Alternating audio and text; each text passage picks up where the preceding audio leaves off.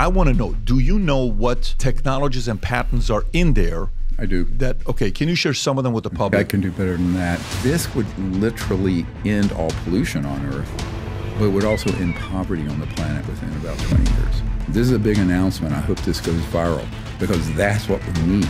Their plan is to create a threat from outer space, to try to unite the world like Independence Day, the movie, in a sort of a military global junta of humans against aliens back in the 70s. So they could hit a button, basically, and stage an alien attack on the planet. What do you think about Elon Musk and what role? Is he like a Nikola Tesla? Is he a good guy in your eyes? If he was inclined to research this end of it, he wouldn't be making I call it a fake Tesla. I mean, a real Tesla car wouldn't have to be plugged in. That existed in 1920s. Nikola Tesla had one. These folks, the world is the oyster. They operate as they want. Who nominates them? Nobody. It's so sensitive. We're not going to let the president control this anymore, or the Congress. The big corporate media, left, right, center, all of it is corrupt. You're convinced all of it is corrupt? Absolutely corrupt. And the proof of it is,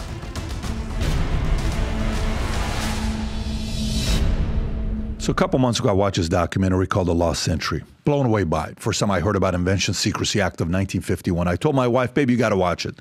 Then I told my son, you got to watch it. I told everybody, you got to watch this documentary. 6,000 patents that were protected by this senator called John Sparkman. It went into effect in 1952. Somehow, some way, that year, they chose to nominate him on the Democratic Party as the vice president.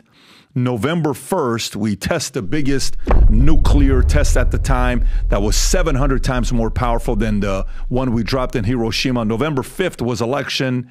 And then Stephen Greer, I said, hey, man, I know we did a podcast 4 years ago. We got to do another one because I got a whole different thing I want to talk to you about. He came on. We had a 2.5-hour conversation together. He told me about the fact that the government has access to technology to teleport. You know, teleportation we hear about in movies and sci-fi and all this stuff. Says, nah, they've had access to it for a while. Told a time about an encounter that George H.W. Bush Sr. had with President Bill Clinton, telling him what to stop talking about and not even look into. A private conversation he had with Barry Goldwater. Lots of weird things. Colleagues that were killed for having information. And then today, he releases this project he's been working on for many, many years. Well, you'll have access to all these information from the Invention Secrecy Act of 1951. Anyways, I don't want to take anything away from this. You will be fascinated by this conversation, especially if you are a capitalist, if you have a family, and you want to find a way to preserve this great, world we're living in, right? Earth. And you want it to be around, and you want to find out who are the power players that are controlling all the good things that could potentially happen to you and I for the future. You're going to want to watch this thing in its entirety, and you'll thank me at the end of the podcast. Having said that, here's Dr. Stephen Greer. 30 seconds. Did you ever think you would make it? I feel I'm so close, I could taste sweet victory. I know this life meant for me. Yeah, why would you bet on Goliath when we got Bet David? Valuetainment, giving values contagious. This world of entrepreneurs, we get no value to haters. How they run, homie, look what I become. I'm the one. So the last time we were together, you and I, was May of 2020, which is a little over 4 years ago, 4 years and a month. Yep. And it was a fascinating conversation. Millions of people watched it. It was great. We talked about aliens. We talked about your encounters with aliens, experiences, what you've done. Obviously a doctor, scientist, the things you've worked on. I even think your dad, was he working on the certain responsibilities with the atomic for the government? What was your dad's? No, it was my uncle helped design the lunar module. The lunar, that's right, your uncle. On the moon the first time with Neil Armstrong. So this is in your genes. You've been interested in this for a while. And then recently, I was late to this. 2 months ago, I watched The Lost Century, right, and How to Reclaim It. A documentary they did that I think came out in 2023, if I'm not mistaken. Correct. Right? It came out last year. I watched it, and then I was blown away by the Invention Secrecy Act. And I went down a rabbit hole. And I wanted to find out who wrote this bill and what happened to the guy that wrote the bill. The guy that wrote the bill, you know who he is, the John Sparksman, I think his name is, or something like that. He ends up becoming the nominee for the Democratic vice presidential candidate of 1952, exactly the year they wrote the bill, and they're holding on to 6,000 patents. And then I had my wife watch it. Then I had my son watch it. He's here right now. He just met you a few minutes ago. And I think the world needs to know about this. Right. And that's when I said, I think we need to do part 2. And I'm glad you said yes. Happy to be here. Yeah. So you do a great show. So let's start off with that. I mean, I got a lot of things I want to go through with you, but I want to start off with that. To the average person, when I ask them, have you heard of the Invention Secrecy Act? When I tell you 99% say, I've never heard of it, I'm being friendly. Right. Because 100% people are like, what is the Invention Secrecy Act of 1951? Can you tell the audience what is the Invention Secrecy Act of 1951, who was behind it, and why? Well, it actually became an offshoot of the projects from the 40s dealing with energy and technology and propulsion systems that, if they were disclosed, would be the immediate replacement of oil, gas, coal, surface transportation, public utilities. Well, in today's dollars, you're talking probably over $1,000 trillion. So what most people don't realize is that around between 1945 and 1954 was the heyday of electromagnetic engineering dealing with energy and propulsion. And it was from 2 sources. Research that had been done in the late 1800s and early 20th century, and even things that people call anti-gravity, not the correct scientific term, but let's just go with that. It's really gravity control. Those experiments started in the late 20s with T. Townsend Brown and the Kolosky-Frost experiment in Germany, and where very high voltage systems would cause objects to lift and basically have mass cancellation and look like they're defying gravity and levitate. This is the G engines you're talking about. Yep. But that was earlier. I mean, that was later. This was 20s. But those began to be more and more classified. So T. Townsend Brown's work became some of the core founding for what's called the RAND Corporation in Ventura, California.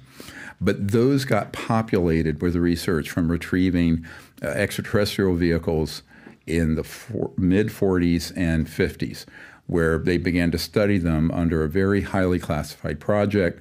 I have the documents. We've just released all of them to the public last month in our Disclosure Project Intelligence Archive. But it describes, in one of the Canadian top-secret documents, that a top-secret team was working on this in 1950, and the work they were doing surpassed the secrecy of the development of the hydrogen bomb, the ultimate doomsday weapon, if you can imagine. Now, this is an authenticated top-secret document.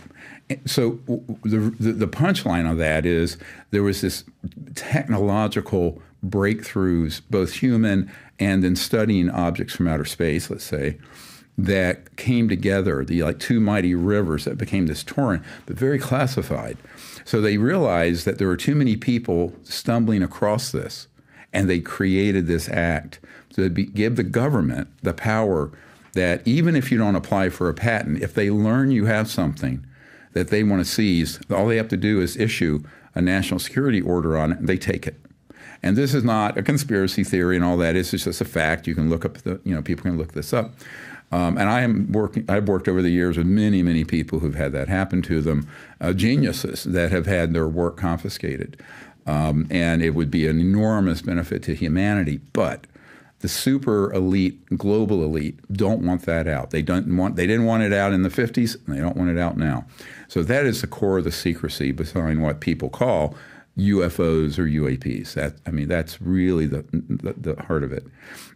The other thing is that when I go into a SCIF, a secure compartment information facility where top secret information is exchanged, one of the first things I do, whether it's with the members of Congress or some military people, is to tell them, see this video that the Pentagon has confirmed is real of this UFO flying off the coast of California, and they got released a few years ago. And I said, just look at that. Forget all the esoteric and alien cachet and baggage. That is an alternative energy and propulsion device, period.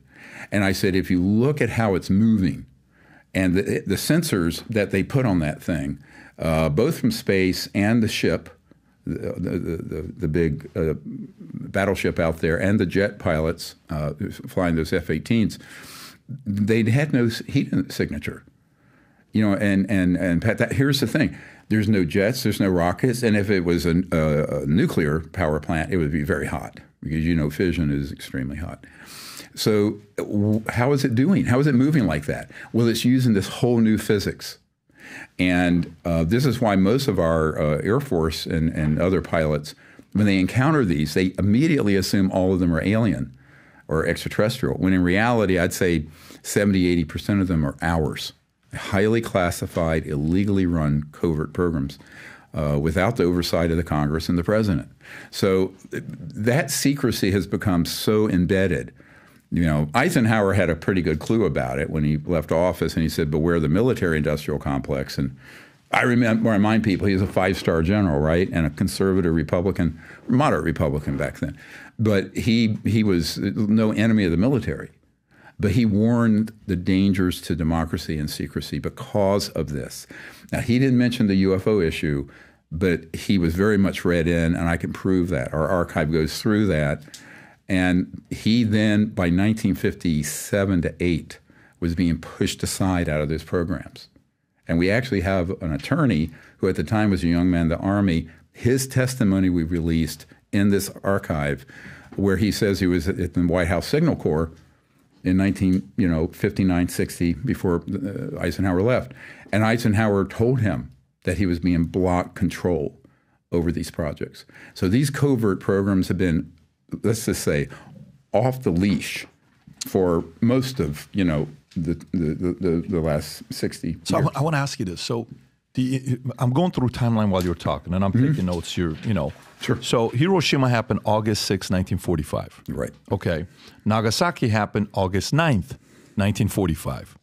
Okay. Invention Secrecy Act happened in 1951, which ended up being a law 1952, led by Senator John Sparksman. Great. And that year, he ends up being nominated as the vice president for the Democratic, nominee. Okay.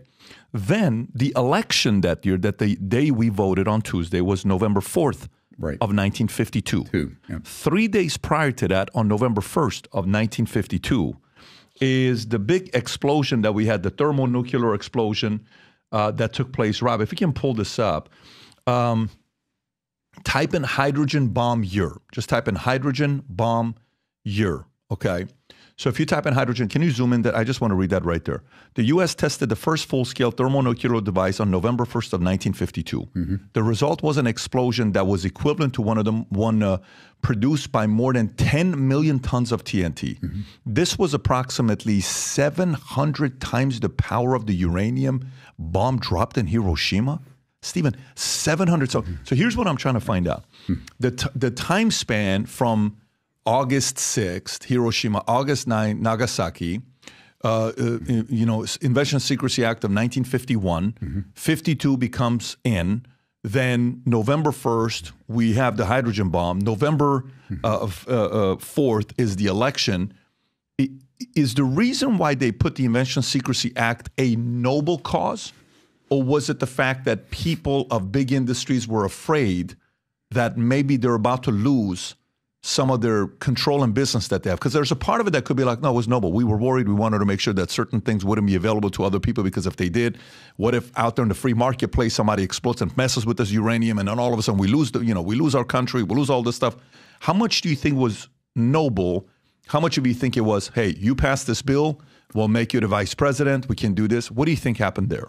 I think it's both. I think for certain there are certain valid national security secrets that are technological that should be kept that way, and I don't have a grievance with that. What's terrible is when there are corrupting influences from financial and corporate sectors that then it's the tail wagging the dog of the government of we the people. Right? And, so my great whatever grandfather was the first prisoner of war in the American Revolution. And, my family, my dad was hand-to-hand combat in World War II in the Pacific. We look at this. I mean, the people I work with who are special forces and military, and they look at this and they go, well, you know, if you have a corrupting influence and you have that kind of state power, then you can get into trouble if there isn't proper oversight. And there hasn't been. What I'm trying to say is that between the 50s and now, after Eisenhower got shoved aside, the folks who have been working and keeping these secrets are not necessarily doing it on behalf of the U.S. government or the American people or the world. They're doing it on behalf of their own interests, which are usually financial and global power related. And that is the problem. It's a big problem when no one's minding the store. This is why I've been trying to get Congress to have subpoena power through the House Oversight Committee and the members of Congress I've been meeting with, which we'll get into that. That's just been blocked, by the way. Because without that, you know, you really have a Frankenstein we created in secrecy that Eisenhower warned us about that's really gone crazy. So yes, there are some valid national security secrets that would be covered by that. But on the other hand, it's like your grandmother's skirt. It hides everything, right? And they can hoover up totally legitimate technologies that, for example, you could have an electric car but not have 900 pounds of lithium-ion batteries. You'd have a battery about this big, and it would start up a electromagnetic generator pulling energy out of, we can talk about this, what's called the quantum vacuum or zero-point energy field, and you'd never have to plug the thing in, right? So that was in there at that time? That existed in 1920s. Nikola Tesla had one, and we've documented this. Now remember, when Nikola Tesla died, in 1943, the FBI went in and seized, I think it was 40-some trunks, or no, it was 20-some trunks of secret papers. And I have a group that's thinking of suing for those. But those— Who still has that? The U.S. government has that, or the military-industrial complex has that? This is a good question. Because where does this stuff go once it gets hoovered up under the Secrecy Act? And this is a big problem because you would think, let's make this real for people. Right? So back going 1993 is 31 years, I was asked as a young doctor to come up and brief the director of the CIA for Bill Clinton, and R. James Woolsey. And it's because he and the president had started looking into this issue, the whole UFO issue, all of it. And they had been denied access and blocked and were being lied to. You're in the room with both of them? I'm in the room with the CI director. Okay. And my POC, my point of contact to him, who is the head of a military think tank. So I thought, honestly, I mean, you put me under sodium pentothal. I thought it was a ruse to pick my brain because I had these aerospace connections in my family. I had all this information, and it was just counterintelligence trying to figure out what I knew. No, it turned out the CI director was completely blocked. The president had been blocked. And then I found out recently Clinton was threatened. And I have a document that also establishes that from someone who was with him, where he admitted that he was personally threatened if he looked into this much further. And so I think this, was my coming of age. To be honest with you, I was always interested in UFO and ET issue. I'd had sightings when I was younger. Had a family member who designed a thing that landed on the moon with Neil Armstrong. And yes, we did go. They just didn't tell us everything that happened. But the CI director was shaken. And he couldn't get access, even with the clearance that a director of CI would have. So there's a parallel illegal black government system that I think is mostly corporate. So if you're asking me where the center of power on this is, everyone in Congress and the National Security Council and the president wouldn't add up to anything, a hill of beans, compared to what Lockheed Skunk Works and my uncle, Northrop Grumman, he had his whole career with Northrop Grumman, Raytheon, and some of these other huge behemoths that are contractors, but who have highly compartmented operations dealing with this. Now, we actually have the information and a letter from the director, the head of the Lockheed Skunk Works, the top secret aerospace engineering. And it's in the archive. We release this now, both the letter written to him from a friend that his widow gave to us and the reply from Ben Rich. And it says point blank, his friend said, do we have these UFOs? And he says, yes, some are extraterrestrial. Many are ours. And he admits they're ours, meaning human-made. So people think that technology stands still, but if you're at the threshold in the 20s, 30s, 40s, discovering this area of science, of electromagnetic physics, post-quantum sort of entanglement, we can get into this, it's sort of boring for the general public. And then, you have special access projects that are top secret, but then decide it's so sensitive, we're not going to let the president control this anymore, or the Congress, except for a few devils that they put in there that do control it. So it's a complicated story. The architecture of this secrecy, you have to throw your high school civics book in the trash. So let me go back to this. Still, I'm stuck on this Invention Secrecy Act from purely a capitalistic standpoint, not even the alien side and all the other stuff that's in there, right? So let's go back to it. So enough energy to, 0-point energy, which we'll get into. Okay, great. And that's Nikola Tesla and what happened to him. And they came and they took the files, God knows how many boxes, and they went to Trump's uncle, Fred Trump's brother, John. They go to him. Hey, is this anything that's a threat if it's leaked to the public? No, nothing to worry about. Great. They still end up keeping it anyways, right? But I'm trying to find out. So if you were to simplify to the audience wants to know, hey, Stephen, what are some of those 6,000 patents that we have, and what industries would they destroy, and how much would our lives improve? For example, one, we have access to being able to produce cars that can run on water, and it puts out of a $5 trillion oil industry out of business overnight. Right. We have the pharmaceutical side to be able to come up and solve cancer tonight, we just have, because if we do the amount of chemotherapy business is a such and such amount of billion-dollar industry, we don't want to put that out of this. We have the ability to do it. I want to know, do you know what technologies and patents are in there? I do. Can you share some of them with the public that, maybe would be revealing? Well, I can do better than that. You go to our archive, and there's a whole file of, I believe, thousands of pages of those that were copied by a man I knew who's passed away named John Bedini. And there was a CIA officer who had approached me, but previously had approached him and took him. And it's called the Sejeki files, S-E-G-E-K-I, Sejeki. And he was a CIA officer who allowed Mr. Bedini to go into a... Bedini or Benini? Bedini, B-E-D-I-N-I. Got it. John Bedini, and he's passed away, but a couple years ago. But this CIA officer, Sejeki, he let him go into a facility where they had confiscated these sort of inventions over many decades.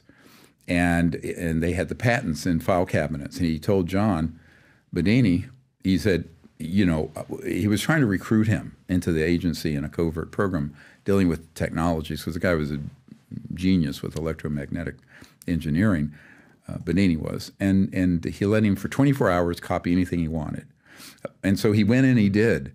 But the CIA officer, Sejeki, eventually was told, no, I'm not going to join your operation. But Bedini had kept a copy of those files, which members of my team digitized. So the CIA officer didn't know that he took those files? He didn't know he kept a copy. He thought he got them all back. And now we've released them. They were in an encrypted CD, I believe, and the encryption's been removed, and people can go in there. Now that was the tip of the iceberg, because this was a huge facility. It's like the end of the movie where Steven Spielberg and the Raiders of the Lost Ark, when they're rolling the thing into this big warehouse top. Where was this facility? It was in the upper Midwest, is what I've been asked just to say, in a old schoolhouse facility that was cordoned off and looked like nothing important. So you know where it's at, but just you're not able to say. Yep. Okay. I do know where it is. Got it. And would it be a place that the average person walks by every day and they have no clue what it is? They'd have no idea. And is there protection, like hardcore secret, protection around it that you can't see, or are there people outside of the building that you could tell that something's weird about this building? There are sensors. There are sensors. Got it. Right. And what are some of the things you guys found? Thousands of pages. What are some things your team and you and your team found where why would they hide something like this from? Why would they keep this away from us? Well, they had electromagnetic devices that were so-called free energy. They had technologies that would take water, as you mentioned, and do the hydrolysis past the Faraday constant, where it would be at certain voltages and frequency, you get a magnetically charged hydrogen and oxygen gas you can burn, get energy. The only pollution is water vapor. You know, all of those sort of technologies. But then there were other things that were even stranger, where you can cause basically atomic changes in the electron shell so that you can move up and down the periodic table at certain frequencies, magnetic field frequencies, so that you could theoretically take tin and turn it into gold. Transmutation. It's like the alchemist, but it's high tech. And these are very old discoveries. And so one of the big problems is when you ask this question, why wouldn't we have it? The economic power is really about, you know, the money. It's about dollars. But when you start talking about trillions and dozens or hundreds of trillions of dollars, now you're talking about something that is an impact that's way beyond, you know, inventing a cell phone or even the internet. This is way past that, because our entire planet is running on an antiquated grid and energy paradigm from the late 1800s. And if you take nuclear power plants, the mid-40s. And what I remind people is, do you really think fundamental energy generation and propulsion technologies haven't gone forward since 1945? This is ridiculous. But those technologies, which prompted these national security patent acts and seizure laws, both had applications. They could be sold to Congress because there were legitimate state secrets. You didn't want to just let someone leak out, you know, your design for a nuclear warhead, for example. But on the other hand, there are things that would, technologies that would greatly benefit humanity. And let me remind people, this would literally end all pollution on Earth, but would also end poverty on the planet within about 20 years. Why? Right now, you have 3 billion people on the planet. The Economist came out with an article, I think 2 years ago, about this, that don't even have energy to cook their food. So they're like cutting down any brush in the desert and the rainforest just to be able to have some charcoal to cook food. That's 3,000 million people. This isn't sustainable. This is not a way to have a planet, right? So these technologies would change that. And many, many people in these covert programs agree this should change. But you're stepping on some very big toes. I mean, you're talking the kind of macroeconomic power globally that is way past anything that the president deals with. And that's the problem. Because on the one hand, it's some people have told me who are in this system, it's like the cure is worse than the disease. That to release this, it'd be too disruptive. I said, yes, it should have been released 100 years ago. When it would have been transition, would have been easy. But now look at the mess we're in because of this secrecy, but also the illegal application of it in the last 60 years. Now, that is what Congress right now is trying to grapple with.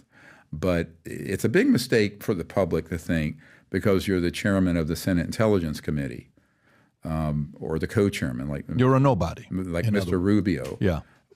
Those folks are told either nothing or some version of a lie that they want to be told. This is what happened to Mr. Trump, by the way, in his first term. And also Mr. Pence, because a friend of Mr. Pence's family works with me, and we found out what happened. But the problem with all of this is what has happened to democracy and oversight and we the people. But also, when you talk about we have a free market economy and capitalism, do we? I mean, if the most important discoveries in sciences of the last 100 years have been ruthlessly confiscated and kept secret, no, we have a faint shadow. We have a managed economy. You know, it's not quite as managed as, say, China's or the Soviet Union's or Venezuela and controlled, but it's still controlled and managed. It's a mistake to think it's free market. It isn't. The only way it could be free is that if the technologies that were not weaponized, and this is when you mentioned that, Mr. Trump's uncle, said, no, these are fine. They're not going to hurt anything. Well, they wouldn't hurt. It's not like they're dangerous. It's just that it's going to hurt you if you own, a $3 trillion oil field off of Venezuela or whatever, and these big interests. So I think this is, and I'm not saying that everybody in the oil industry knows about this. They're not. They're just doing their jobs. But I'll tell you, there's a Fortune 50 companies chairperson trying to come forward. And Fortune 50 chairperson that's trying to come forward? Yeah, former chairman. He's getting up there. He's about 79 or 80. He's still active? Oh, former chairman. But he has the documents and the information. He wants to come forward with them. But when he reached out to me last year, they threatened him and his family and his grandchildren. Is he a money guy? Is he financially free? Oh, sure. I mean, my God. So how do they threaten him? What do they say? How do you threaten a person like that? What are we going to do to you? They just kill your whole family. No, who calls a person like that? Really spooky people. I've had them appear in my life and threaten me. I say, buzz off.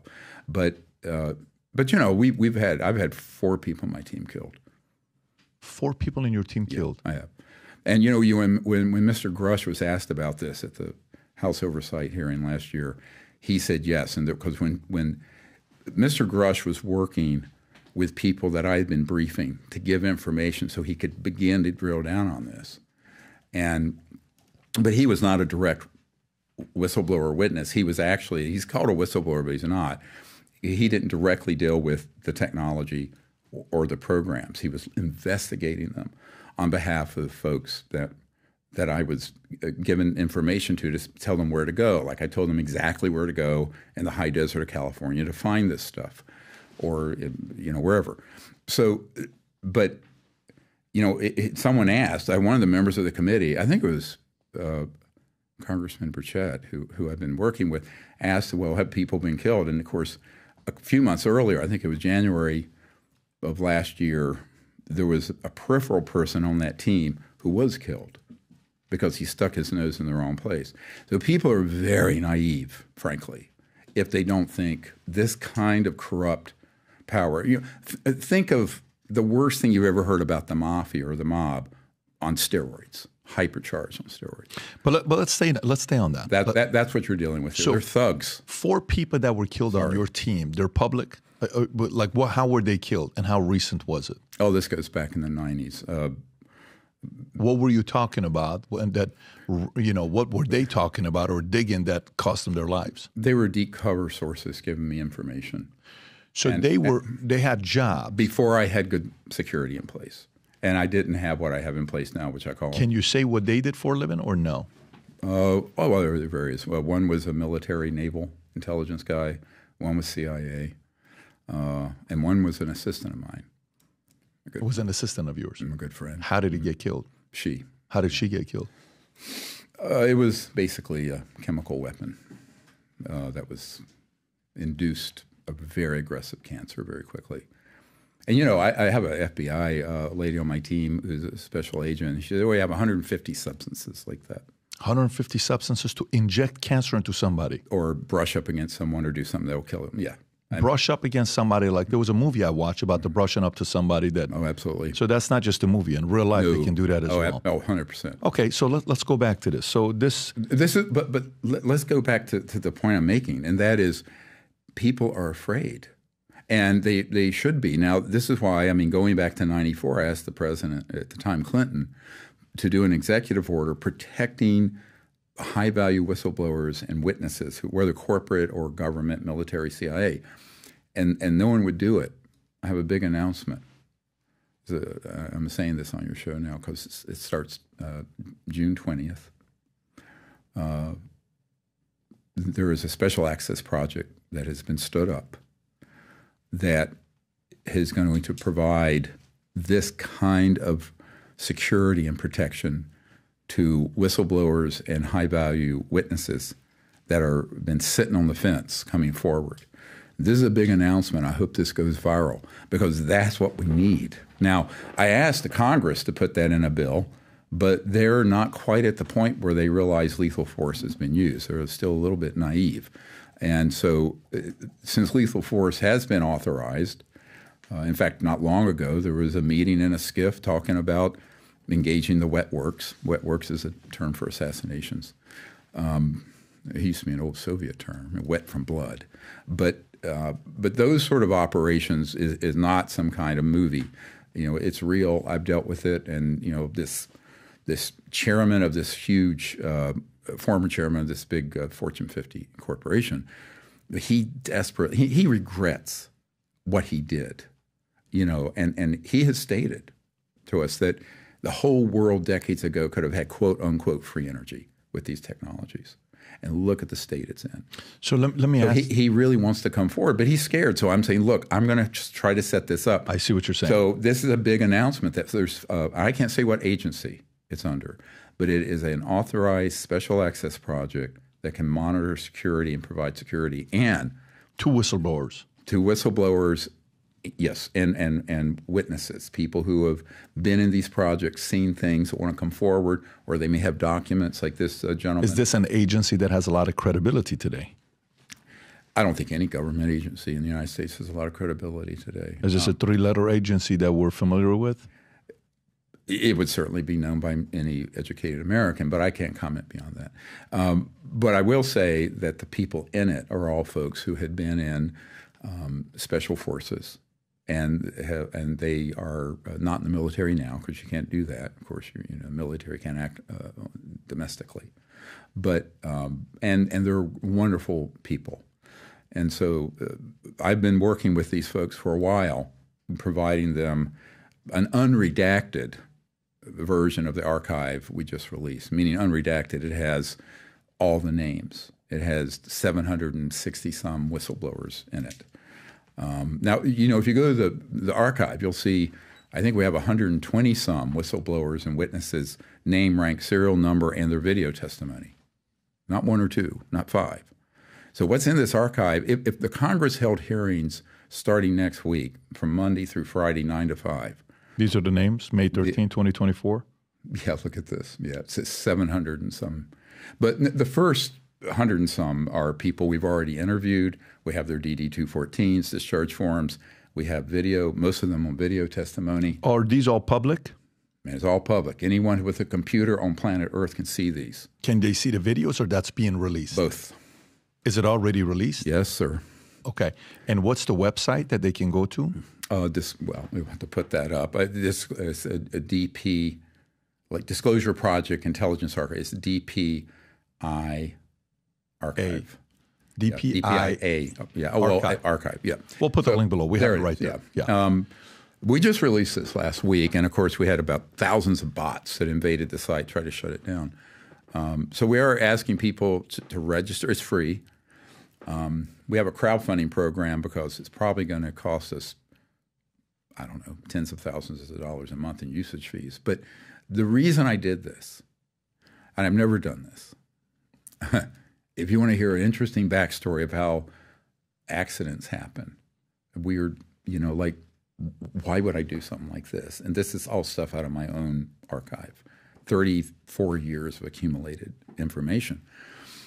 And in it also is the black site list, 150 some black sites, where they are, and also links to testimony from witnesses about what's there underground in deep underground military bases or SCIFs, secure compartment information facilities. So some of them people have heard of, like Nellis Air Force Base and Edwards. Some people know, most people never heard of. Black sites. Mm-hmm. CIA controls black sites used by the U.S. government in its war on terror to detain people deemed to be enemy combatants.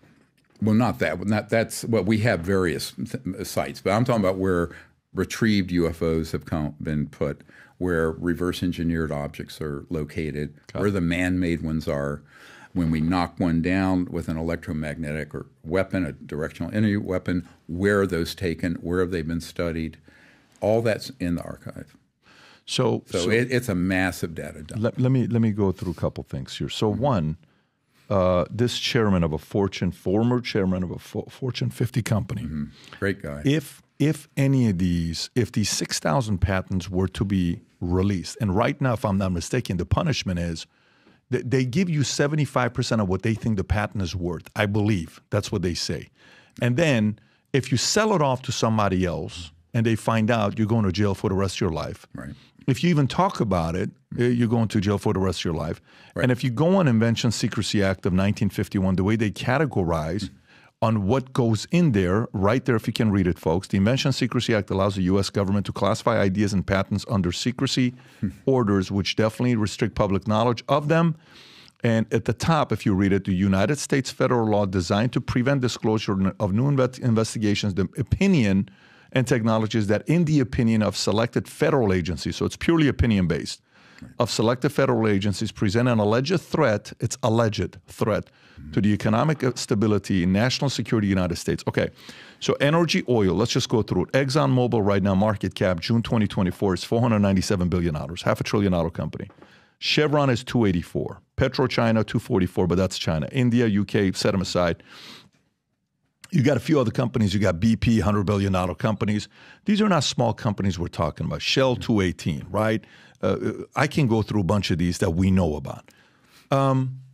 If these things were released, how long before these industries were wiped out? Or would it be nasty? Would it be ugly? Would it be a danger to society? Would people be doing, would protesting, riots, ugliness, power players coming in saying, you're touching my wealth, what are you doing? Mm-hmm. What would happen if this actually was to be released? Well, see, this is the tragedy of corrupt interests keeping good science away from the public for over 100 years. Yes, it's going to be very difficult. It's like an addiction. The current energy paradigm, the whole planet is now addicted to substances that are not only cancer-causing and bad for the environment, but costly, and that leaves, as I mentioned, 3 billion people with no means even to cook their food. So that paradigm should have been retired, but we can't help that. We have to take the fact this is 2024. And so what I have always said is that it has to be released and then transitioned. But keep in mind, let's take one example, since you're getting into the macroeconomics of this. We make on the planet about 100 million motor vehicles a year, but there are 1.5 billion motor vehicles on the road, cars and trucks. So even if you retooled and twinkled your nose like Bewitched or something and retrofitted all vehicle manufacturing to these systems, it would take about 15 years. And to tool up, it'll be 5. So you're talking 20 years. Now, I'll probably be dead because I turned 69 next week. And, you know, your children will be in college. And so even if we did it immediately, because there's a lag time, because we're not talking about, you know, downloading an app. We're talking about heavy industry here. We're talking about public utilities. We're talking about manufacturing a box that would be at your house that would generate all the energy you need for your home, no bill, no power bill, and no pollution. But to retrofit 3 billion households on the planet, 2.5 billion, this is a massive, I mean, this makes the Marshall Plan after World War II look like nothing. So yes, this is what I've been saying to policymakers.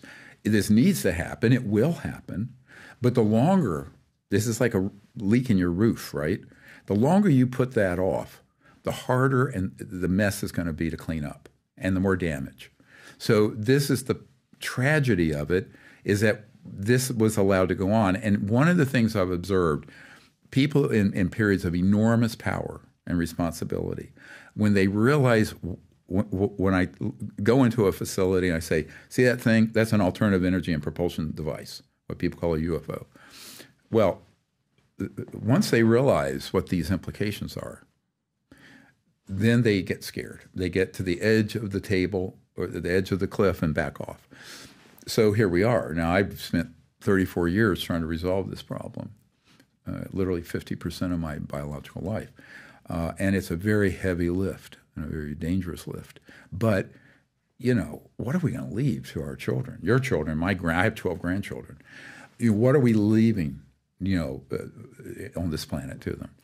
And I think beyond that, there's even a bigger issue not being addressed. some of these UFOs or UAPs are from extraterrestrial origin.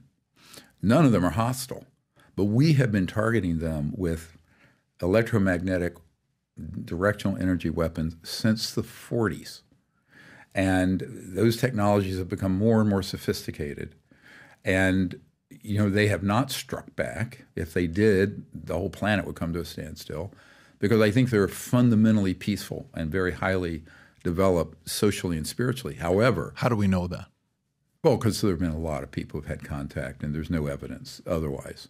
Now, there are some scary stories, what we call the stagecraft of, so-called abductions and mutilations and things like that. But those are all done by covert human programs. Those are lookalikes.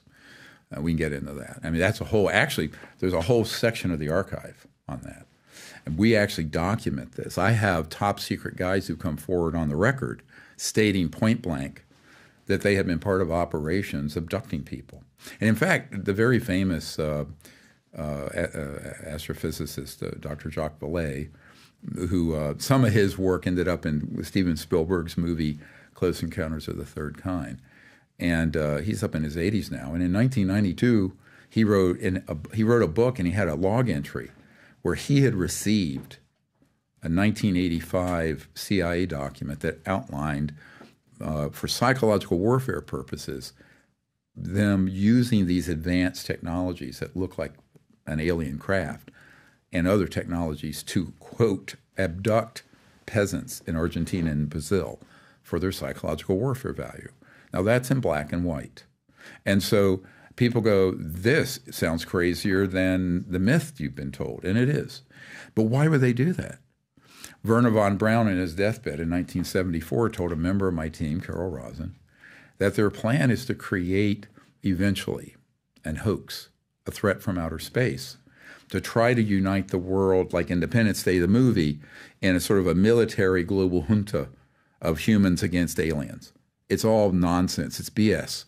But it sells well. It sells movies. It sells tickets. It sells books. This is the Blue Beam, Project Blue Beam? Yeah, that related to that. And I've met with many men who've been on operationally, like literally have been operational on those programs.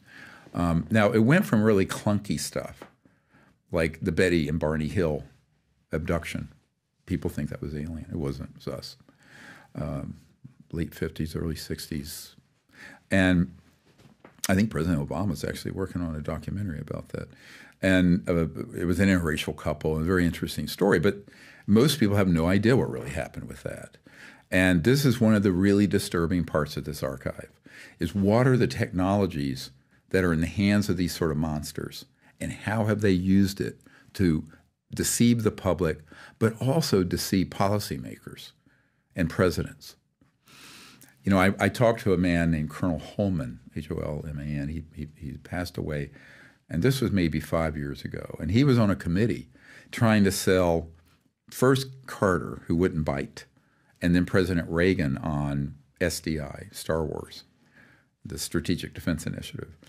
And they weren't biting. And then he said, what we did, we eventually played the alien threat card. And that's when Reagan signed on to it. Now, he was prepared to do so because I'm working with an older CIA officer with a PhD. Some of his information is in the archive, but his name's redacted because we still work together. And he actually was a postdoc, had a PhD, and briefed candidate Ronald Reagan in 1979 when he was thinking of running for president on the UFO issue, because Reagan had had a couple sightings, including one on the governor's plane that you may have heard about. It's well documented. And so, you know, President Reagan, here's one of the problems of the president. You get into a position and say you're a governor, or you're a real estate developer like Mr. Trump, whatever you are, or, you know, Mr. Carter said he was a peanut farmer. He was actually a nuclear engineer. And the top of his class in Annapolis, very smart, probably our highest IQ president. Politically not very good, but he was very, very smart. But and you're going to come in there, and the people who are going to come in and brief you on this, if you ask, you're either going to be told nothing, and I know this because I've dealt with pretty much every bit of presidential involvement since since Clinton. You're either going to be told nothing, or you're going to be told a version of the truth that manipulates you into decisions they want to make. They want you to make, and that's what happened to Mr. Trump and Mr. Pence, and also to Ronald Reagan. So it's dangerous. That kind of secrecy. Let me tell you why it's so dangerous. It's the foxes, and there's manning the hen house. You know, who's overseeing this, right? Who's looking into this, and who is in charge? Well, it certainly isn't the president. They come and go every 4 to 8 years. Members of Congress come and go all the time. So there's sort of this permanent committee, a few hundred people, and they've arrogated this, because it's so secret, the right to do this. But they cannot be trusted. Who do they report to? Themselves. I mean, this is a global operation. And by the way, it's a global operation. So from different countries. 100%. No, it take the map of the world and erase all the geopolitical lines. It doesn't matter. And that's actually, when the Senate intelligence people wanted me to come in, there was a map of the world in the conference room in the skiff. And I said, see that map? Erased all the lines on it. These folks, the world is their oyster. They operate as they want. Who nominates them? Nobody. They move up through the chain of command or through corporations. How do you move up? You're moved up by giving a little information, see what you do with it.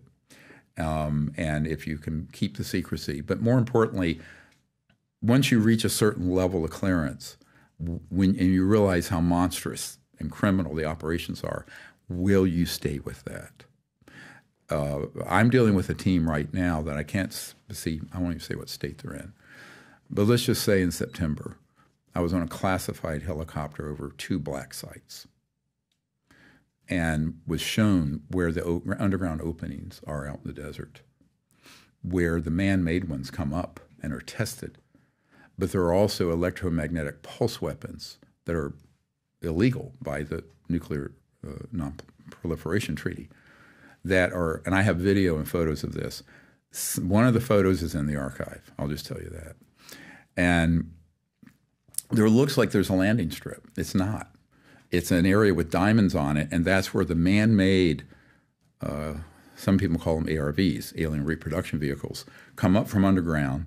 And I have the photos and video of the underground opening.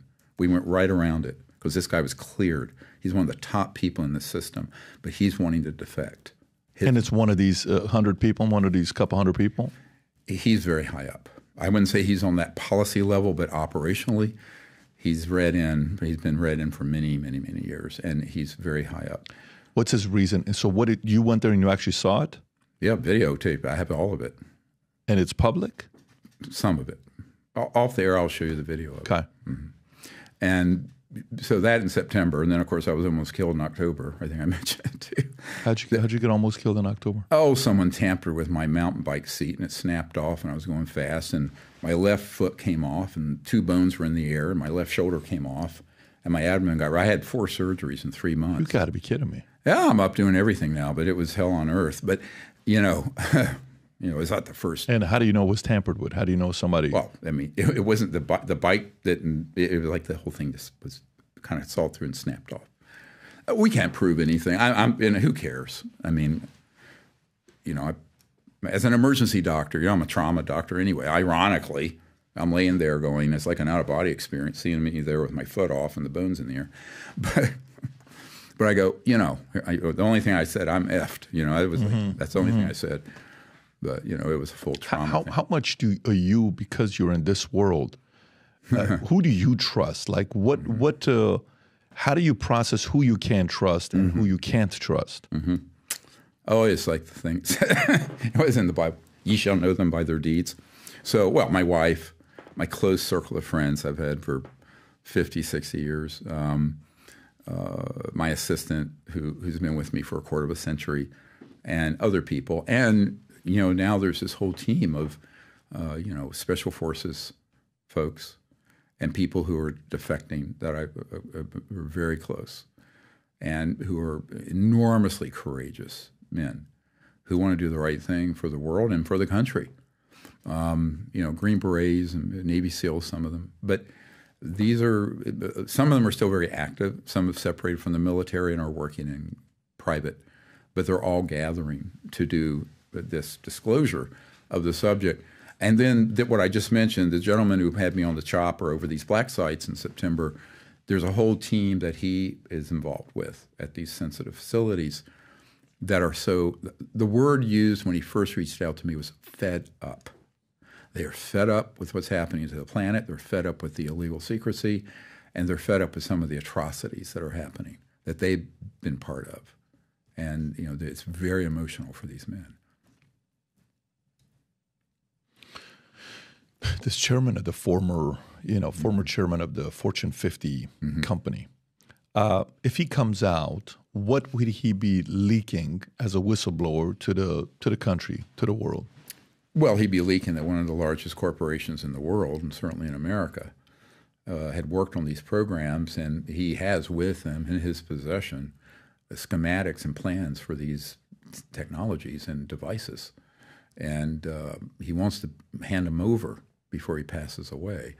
But he doesn't want to see any collateral damage with his family. So that's why I mentioned, you know, I've been trying to get this sort of protection. And even with that, I'm not sure who won't. You know, people get very cold feet. I mean, I'll tell you a weird story that happened in the past year. There was a man who had worked out of the northern Nevada test range. His testimony and information and the drawings of this event are in the archive. We took his name out because he doesn't want to be known publicly yet. But he reached out to me about this, and he was on a retrieval team. So it was at if you go from Nellis Air Force Base way north where the nuclear test range was, where we did open air testing, there's a huge area, and there's an underground base there and facility, and there's a team, a helicopter pad team with Delta Force guys, and then this guy had been part of the retrieval operation in hazmat suits. He was first put in there to retrieve man-made, the triangular UFOs that are coming out of Northrop Grumman and Raytheon that would malfunction and crash. And we have great artist rendition of exactly what these look like. Then he was moved into an operation where they would target, someone was targeting, not him, the extraterrestrial ones, and stun them, and they would go in to retrieve them. And when he realized what we were doing, and he had an encounter with two of these EBINs, extraterrestrial biological entities, is what they're called, or aliens. I don't use the word aliens. People think of someone from, you know, Peru. But what happened is he was so sickened by what they were doing, he tried to separate from the operation, which you generally can't do. But he had an uncle, and we know who he is, very high up in this clandestine program, who helped get him out. But then he subsequently went through a whole series of events, including an attempted alien abduction with these fake-looking gray aliens. And he actually knocked one down. We have a great artist rendering of how it split open what looked like the skin, and they were all fiber optics and integrated circuits and stuff. This stuff is very sophisticated technology, way beyond what people can imagine we might have. So when he reached out to me, he was going to come, actually, to the National Press Club and congressional things we did last summer in June, about a year ago. And a van pulls up, an SUV pulls up, guys come out, and they say, you step one step further. Look at your phone. And they had put child pornography all over his phone, all over his computers, and says, you won't see your two little children again. Because he was recently in these programs. You'll spend the rest of your life in prison. And he called me up. Now, if some nonsense like that happens to one of my guys now, it'll be monitored. If they come forward, I hand them off to this special access projects team that have this monitoring capability. They will open a criminal file and arrest and open a criminal prosecution of whoever threatens these witnesses. That's what we're setting up, because I'm fed up. I mean, I've been carrying this ball and chain for a long time. So that's the kind of stuff that happens routinely. I deal with this every week, every month. We have a new whistleblower comes forward. And these sort of dirty tricks and nasty nonsense, I'm a civilian. I mean, all this stuff you hear me I'm talking about doing, I've done pro bono, without charge, in the interest of the public. But you know, there's a critical mass that's happened, I call it, of very capable military and intelligence and civilian folks who know that it's time for this to come out. And now they have finally put together a way to protect these wonderful, and I have to say, the names you see on that list are incredibly courageous people who've come forward. But sometimes they start to come forward and they get such a threat, they back off. Let me ask a couple questions. And that frustrates me because some of the best ones, some of the very best people I'd like to put out in front of the Congress and the public, the best ones, I would say, are the ones that they throw the worst dirt at. And the tactic is always the same, right? It's public humiliation, embarrassment in front of your family and kids, ruin your legacy, and whether you have done anything for us to blame you or not, we can fabricate it anyways and destroy your entire life. Right, absolutely. That's the strategy. Go in and clean out your bank account. Yeah. Yep. You know what would be a great insurance business is to find a way to protect you that if anybody ever tries to do that, you're protected from it. I don't know what the method would be to do that, but that would definitely be a big insurance industry if somebody could protect you from those types of things. Well, you know what I did instead? I did what it's called my dead man trigger. And I have files that no one's ever seen. If something happens to me, and I put this in place in the late 90s after I was almost killed. And I said, yeah, if I just flat out get killed, the stuff that will hit blockchain and internet and sites that will curl your toes. I mean, the archive is mind-blowing, but the stuff I've redacted and these private files would be even more explosive. And I did it because, you know, the first 3 people who were killed were back in that era. One of them was a former CIA director helping us. I don't know if you remember back in the Ford and Nixon and Ford era, there was a CIA director named Bill Colby.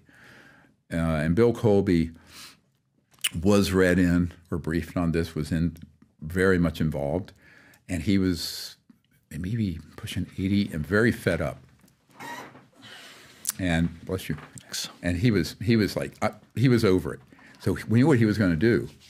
He was going to hand off to us one of these 0-point quantum energy generation devices, free energy, and initially about $50 million in seed money just to get that going and hand it off. But he wanted to do it clandestinely, which I thought was very dangerous. He should have done it on CNN or news or the whole press conference. But he wanted to do it that way. So there was a colonel who was on my team who was his best friend.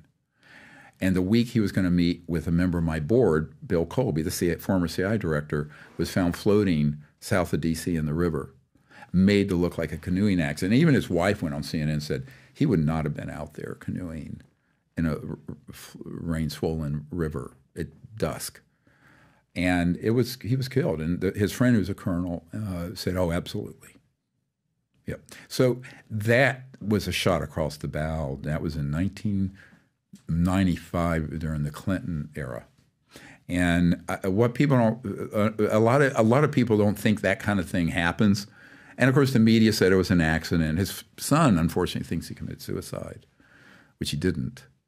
And that's a terrible thing. That think your father committed suicide. He did not commit suicide. What's the story of what happened with Nikola Tesla when he got out in a cab and, that whole story? Yeah, well, he knew too much too. When Albert Einstein was asked by a reporter, what's it like being a genius? You know what he said? I wouldn't know, ask Nikola Tesla. Nikola Tesla was probably the great genius of the 20th century. And he died a poor man, a bitter man. Most of his huge breakthroughs never saw the light of day. He had one of these sort of electromagnetic generators that was free energy. J.P. Morgan famously told him, if we can't put a meter on it and charge, like the utilities, it's not coming out. I mean, we're talking 20s here, 100 years ago. So, it didn't help that he was a genius and had these breakthroughs. And that's why it's like 24 trunks of secret papers. And the day he died, we can prove this, in this archive is a Department of Defense memo to the FBI demanding that the FBI turn those over. And I don't know if they ever did. I mean, that happened in 43. The document, it's not contested, it's authenticated document, was from the 1980s. So eventually someone at the Pentagon realized what the FBI was sitting on in a compartmented black project, and they wanted it. So, you know, untangling the history of this, you know, of course we'd be here for a week, but it's all in the archive. I mean, it's laborious to go through it. It'd probably take people 2 years just to partially read it and see it. But, you know, I just want to say one thing that's missing out of the archive is that I've done, I think it's about 20 intelligence briefings that are being rewritten with links that aren't in the archive yet. That'll be the first category. Right now there are 13, so it'll be 14 with this one. And it will relate to each of the categories: crash retrievals, military whistleblowers, technology, you know, the black budget of the United States. We'll put the link below to go. So go back to Nikola, though. So what happened that day? New Yorker, he's getting out the hotel. You know, I'm trying to see how I read the story. Cab hits him, and you're thinking maybe there was an inside job that, you know, broke his ribs or... Mm-hmm. Yeah. Who knows? I mean, one of the things that Gordon Crichton said, he was a MI6 guy in England. His testimony is in he's a British intelligence guy. It's in our archive. You know, he says, if you become too troublesome, they just erase you. They get rid of you. And you know, I heard that term first in the 90s, erasure. They just erase you. I think that, you know, like I said, my coming of age of this, I was fortunate that when I first started out on this in the early 90s, there was a naval intelligence guy who I thought was an infiltrator, but he was actually very sincere. I didn't know what an unacknowledged special access project was. You know, I'm a doctor. You know, I'm an emergency doctor and 4 kids and a golden retriever in the suburbs, right? So I had no idea. But, you know, he took me under his wing and mentored me, and I learned a lot, and it was a very steep learning curve.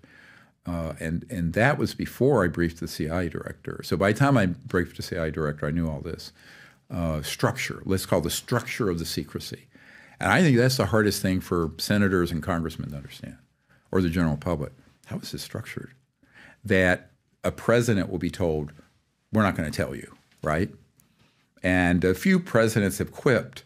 I know that President Carter was at an event in Spain. I have a friend who was there, and he was asked, what was it like being the most powerful man in the world? And Mr. Carter said, I don't think I was that person. And they said, why? He said, there are things that as president I wasn't allowed to know about. And someone kind of giggling, joking, kind of making fun of it. Oh, you mean UFOs? And he said, yes, that and more. Carter said this. Carter said that, President Carter. In an interview? No, in a dinner after an event in Spain. But I have a man on my team who was there. So this is a real issue. This is a huge governance because you're talking unconstitutional. So let's cut to the chase here. These operations are illegal black projects, not legal ones. There are legal black projects that the president and the Gang of Eight and Congress oversee. But these are illegal, meaning there's no oversight, and they're being run as a criminal operation. And I'll just call it out. They are not only criminal, but they're treasonous because they absolutely will defy the chain of command. So here's a really good example. This letter, this correspondence is in the archive. There's a man who had been the head of the what's called J2, head of intelligence for the Joint Chiefs of Staff, J2, and Admiral Wilson. And a memo leaked out a few years ago, not my doing. It was after astronaut Edgar Mitchell, the 6th man to walk on the moon. After he died, someone leaked this out of his archive because I had brought Dr. Mitchell, astronaut Mitchell, to a briefing at the Pentagon that I was doing a stand-up briefing for Admiral Wilson. And Admiral Wilson was very sincerely wanting to find out about what was going on with this issue. So before the meeting, I sent him a secret document that has not been declassified, which is in the archive. By the way, this is different from the trouble the president's in with classified material. We declared all these projects unconstitutional and illegal in the 90s. documented it, and therefore I have in this archive classified top secret and secret documents for the public to see, and they have not been declassified. I'll just put that on the table. So this document, it was an NRO, National Reconnaissance Office, which runs all the super secret spy satellites, right? And it was from Area 51, Nellis Air Force Base in 1991. And they were warning of some civilians trying to spy on what was going on at that secret facility from some mountaintops overlooking the facility. So they'd had what was called a security alert. But in that document, which I acquired, I won't say how, it listed the project code names and numbers. And that's in the archive. Anyone on Earth can see it now, as of the 90s. So I sent this to Admiral Wilson, along with some other briefing material, and he made an inquiry. Now, remember, this is the head of intelligence for the Joint Chiefs of Staff of the United States. And by the time I got to this meeting, he was scared to death and furious because he made inquiries through channels based on the information we had provided. And he discovered the offices and the compartmented operations dealing with the UFO matter. And he was flat out told, you don't have a need to know. And he said, I'm the head of intelligence for the Joint Chiefs of Staff. How do I not have a need to know, for God's sake? They said, we will not discuss this with you. When he pushed on it further, they threatened him. And they also threatened with taking a star off his lapel, a demotion to retire him, where he would lose a big pay cut in retirement. So that is a fact. Now, the same thing happened to the head of the Defense Intelligence Agency. Google it. The Defense Intelligence Agency is like the CIA, but for the military intelligence. The director, General Patrick Hughes, I spent hours briefing at the Pentagon. He had a similar thing happen. And he made inquiries through channels and was flat out told nothing. Now, there have been people who have been read in those positions, others haven't. Why do some CIA directors or J2 or whoever know and others don't? Well, we talked about a moment ago. They're tapped early, they come up through the system, and they're carrying water for this criminal operation. Well, I had Woolsey on the podcast a few years ago. He denies all this. When I spoke to him, I said, so, what was your experience like as the director of CIA? He says, you realize I never met Bill Clinton. I said, what do you mean? He says, I never met the president. We never had a meeting. Never communicated with me. He says, I think I had one encounter was just like when I got appointed or do you want the job or not, and that was it. But there was no communication. And I think he was only the director of CIA for 2 years, if I'm not mistaken. Maybe even less than 2 years. About 2 years. Can you look up the time? I said, yeah, it's less than 2 years when he was a director of CIA. So to me, based on what you're saying, was he one that knew or is he one that doesn't know anything? He's not at the levels of knowing what's really taking place. At the time we met, he didn't know. I think later when he left the CIA, he was pulled into some operations where he knew, which is why he says very equivocal things about the issue. The same thing is true of Admiral Bobby Ray Inman, who is probably at the top of the pyramid of this covert group keeping this secret. I'll tell you a very almost comical story. Is he alive? He was as of a few months ago. So he's at the top of the pyramid. He's very senior. Mr. Cheney, him, and a few other people. Have you spoken to him? Have you had meetings with him? I had. Have you ever heard of Senator Barry Goldwater? Of course. Well, he was hugely interested in what we were doing. He was Goldwater, and I went out to his place in Scottsdale. And what year was that? It was in the 90s, and he was friends with Admiral Inman, and so Senator Goldwater was always trying to find out about this. Even when he was running for president, he was chairman of various committees in the Senate, and John McCain took his seat.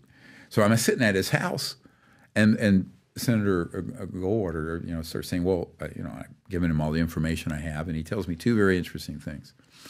He said, I was never briefed on this, even as the nominee for president or as the key members of the Senate Armed Services or Intel, never. He says, but I knew it was real because he had been he was in World War II. Then he became a general in the Air Force Reserve.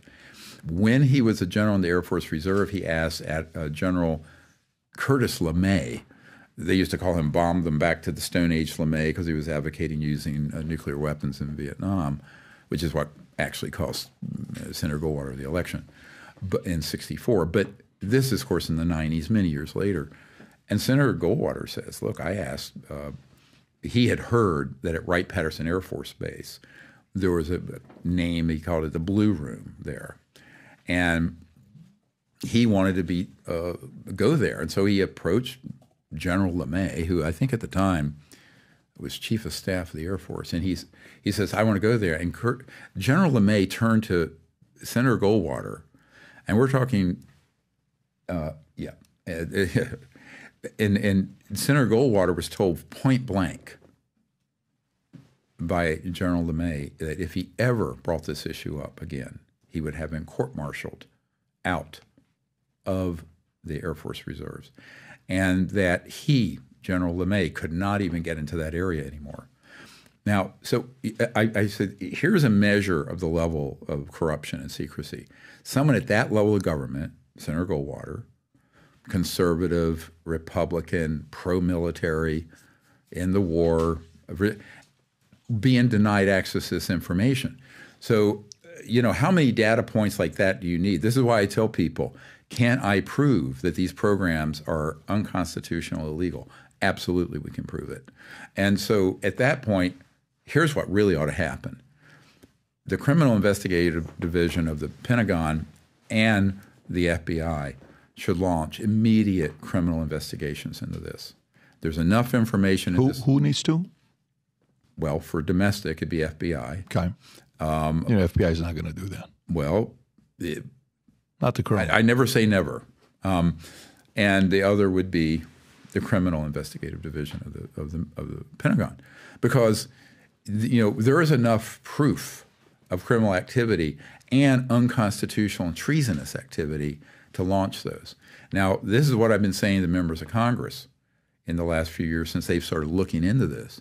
I said, you guys are here rearranging the chairs on the Titanic as it goes down. You really need to understand and learn quickly that, you can make a request through the chain of command, and you're going to be told nothing like Woolsey, nothing like General Hughes, DIE director, nothing like Admiral Wilson, and all the dozens of other people like that. And by the way, this pattern you can replicate in the United Kingdom, Australia, because I have had meetings with the Minister of Defense directors for Canada, Australia, and the United Kingdom. None of them were given access. And they all have told me, this never came, they never were told. And then subsequently, they would have learned that, there were operations right under their nose that were deep black, illegal operations. So this pattern is a dangerous pattern in terms of governance, but also for world security, national security, and the future of the planet and humanity. There's nothing good that comes from that kind of corruption. And so at some point, some people with real courage are going to have to step up to the plate. Or, frankly, we're going to hell in a handbasket very quickly on this planet. Excuse my language. But it's just we're not in a place where we can keep kicking this ball down the road. But that is typically what politicians want to do. They just want to kick the ball down the road. Like one admiral said, he says, I just want to retire from this command and retire at my place in Montana and go fishing. This is too much to take on. And this was a man who was the head of, in charge of CONUS, Continental United States Security. So I hear this, I've heard all this for so many years, and this is why I'm very encouraged, actually, that this special access project has been stood up to protect whistleblowers, and that there are people defecting at a very high level from operational programs that are running these systems out in the Western Desert. And separate from that, there's an entire group of special forces guys that I've been meeting with who are asking to eventually get authorized to strike these facilities. How did these people that are the powerful people that even Barry Goldwater couldn't get up to, and President Carter couldn't get up to, President Trump is asked the other day by Logan Paul about UFOs. Yeah, his answer was very generic. This one man told me that there are things up there, but, he wasn't really given the answer. Well, no, I mean, because, as what president said, I'm only the president. Oh, there was some, and that's true. I mean, it's like the comedy, but that needs to change. Now, there are people I know who are very good friends with Mr. Trump, and I actually met with Mr. Biden when he was chairman of Foreign Relations Committee back a long time ago, but he wouldn't touch this with a 10-foot pole. Who is the most powerful person in America? Oh, I don't think anybody would probably know their name. Yeah, they're sort of behind the scenes, but certainly people on this committee, like Admiral Wilson. Now, here's the lineage. He was deputy director of CIA. Then he was the director of the National Security Agency. Then he moved on to the board of, wait for it, Science Applications International Corporation. Who's this? Admiral Bobby Randman. Mm-hmm. So if you look at that, often there's a trajectory where they're brought in and brought up. But where they end up, the revolving door out of government and senior military intelligence, I keep seeing this pattern that the center of gravity are in these big contracting entities like SAIC and Raytheon and Northrop and Lockheed and so forth. So that's where the action is. I think the center of gravity isn't in the government at all. Was Mr. Bush Sr. ever one of these high-ranking people that was on the inside, or no? Oh, absolutely. George H.W. Bush? Yes. Yes. W, no. But George H.W. Bush, he was the one who threatened Bill Clinton with stay quiet, there's none of your business. I have a witness to Mr. Clinton sharing that. George H.W. Bush Sr. Yes, it's none of your business, butt out. Because Mr. Clinton had stood up what's called Red Team. Red Team was a military special operation the blue team was conventional military, black team were these illegal operations. Clinton had authorized, I have a whole document on this. It's not in the archive, but it's definitely in my Dead Man Trigger. That was called Red Team. And these were people trying to infiltrate these illegal black projects, but most of them either got absorbed or killed.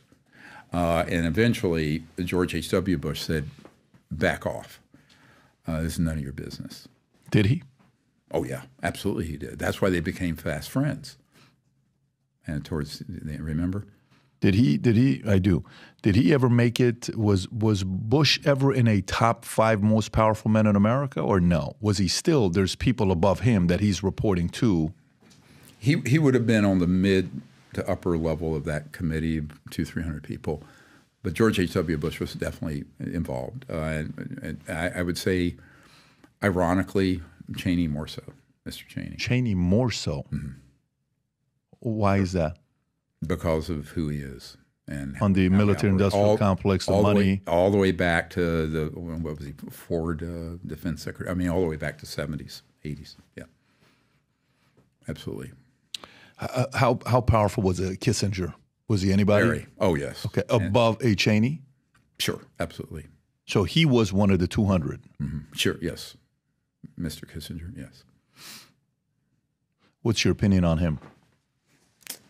It's unfortunate. I mean, I think he's a very brilliant man, but, I think he moved us in a lot of corrupt directions and harmful directions. Such as?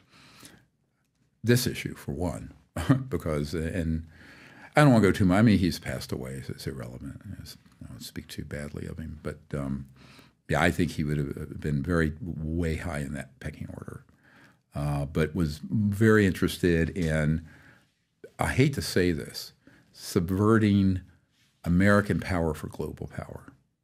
So this is a pattern you see. And it's not that I'm against international relations or all that, but there's a concerted effort, in my opinion, to subvert and make subordinate American power and interest to some of these global schemes and agendas. And Kissinger was really one of the original architects of that. But because you can't take this UAP, UFO secrecy issue out of context with all of these other concerns, national security, world security, energy, financial. I mean, for heaven's sakes, the petrodollar, right, from Bretton Woods after World War II. The reserve currency of the world is the dollar. But it's mainly because it's the petrodollar. It's the currency of exchange and trading in oil and commodities and everything else. So this is all extremely complicated. You release this information that not only are we not alone in the universe, but we've already figured out how they operate. And I will tell you right now, the extraterrestrial issue part of this is nowhere near as sensitive a secret as the part that deals with the technologies that we have, humans have, in the hands of people who are misusing them and are withholding the beneficial ones from humanity and from the planet. That is a much bigger secret. So far, when I asked you, Barry Goldwater, he's there, but he's not as Bobby Ray Inman. Okay, so Bobby Ray Inman has more influence than he does. Oh, way more. Then I went to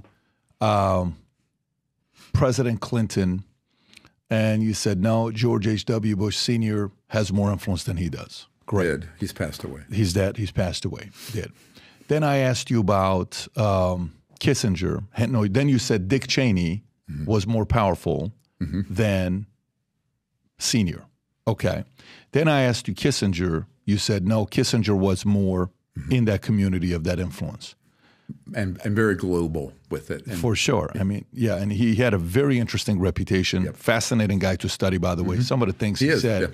He said the illegal we can do fast. The unconstitutional takes a while. It's something like that. He did. It's actually in our archive, that quote. Yeah. He said, the illegal we can do immediately. Yeah, no problem. Unconstitutional takes a little longer. Interesting guy. Very interesting guy. Womanizer, playboy, liked at one point, sexiest man, I think, in 1972. All this stuff that you read about him. Interesting guy. Okay. So then go up above that. Who do you know that you will put even above Kissinger from the last 70 years that we would know about? A name you would know.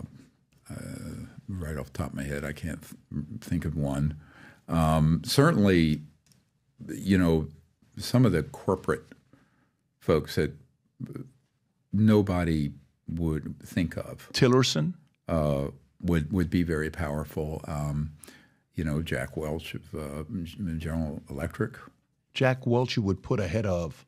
Very high up. Now, at a certain point, it's not a pecking order. They collaborate, and I think what I understand, that committee collaborates, and it sort of squabbles.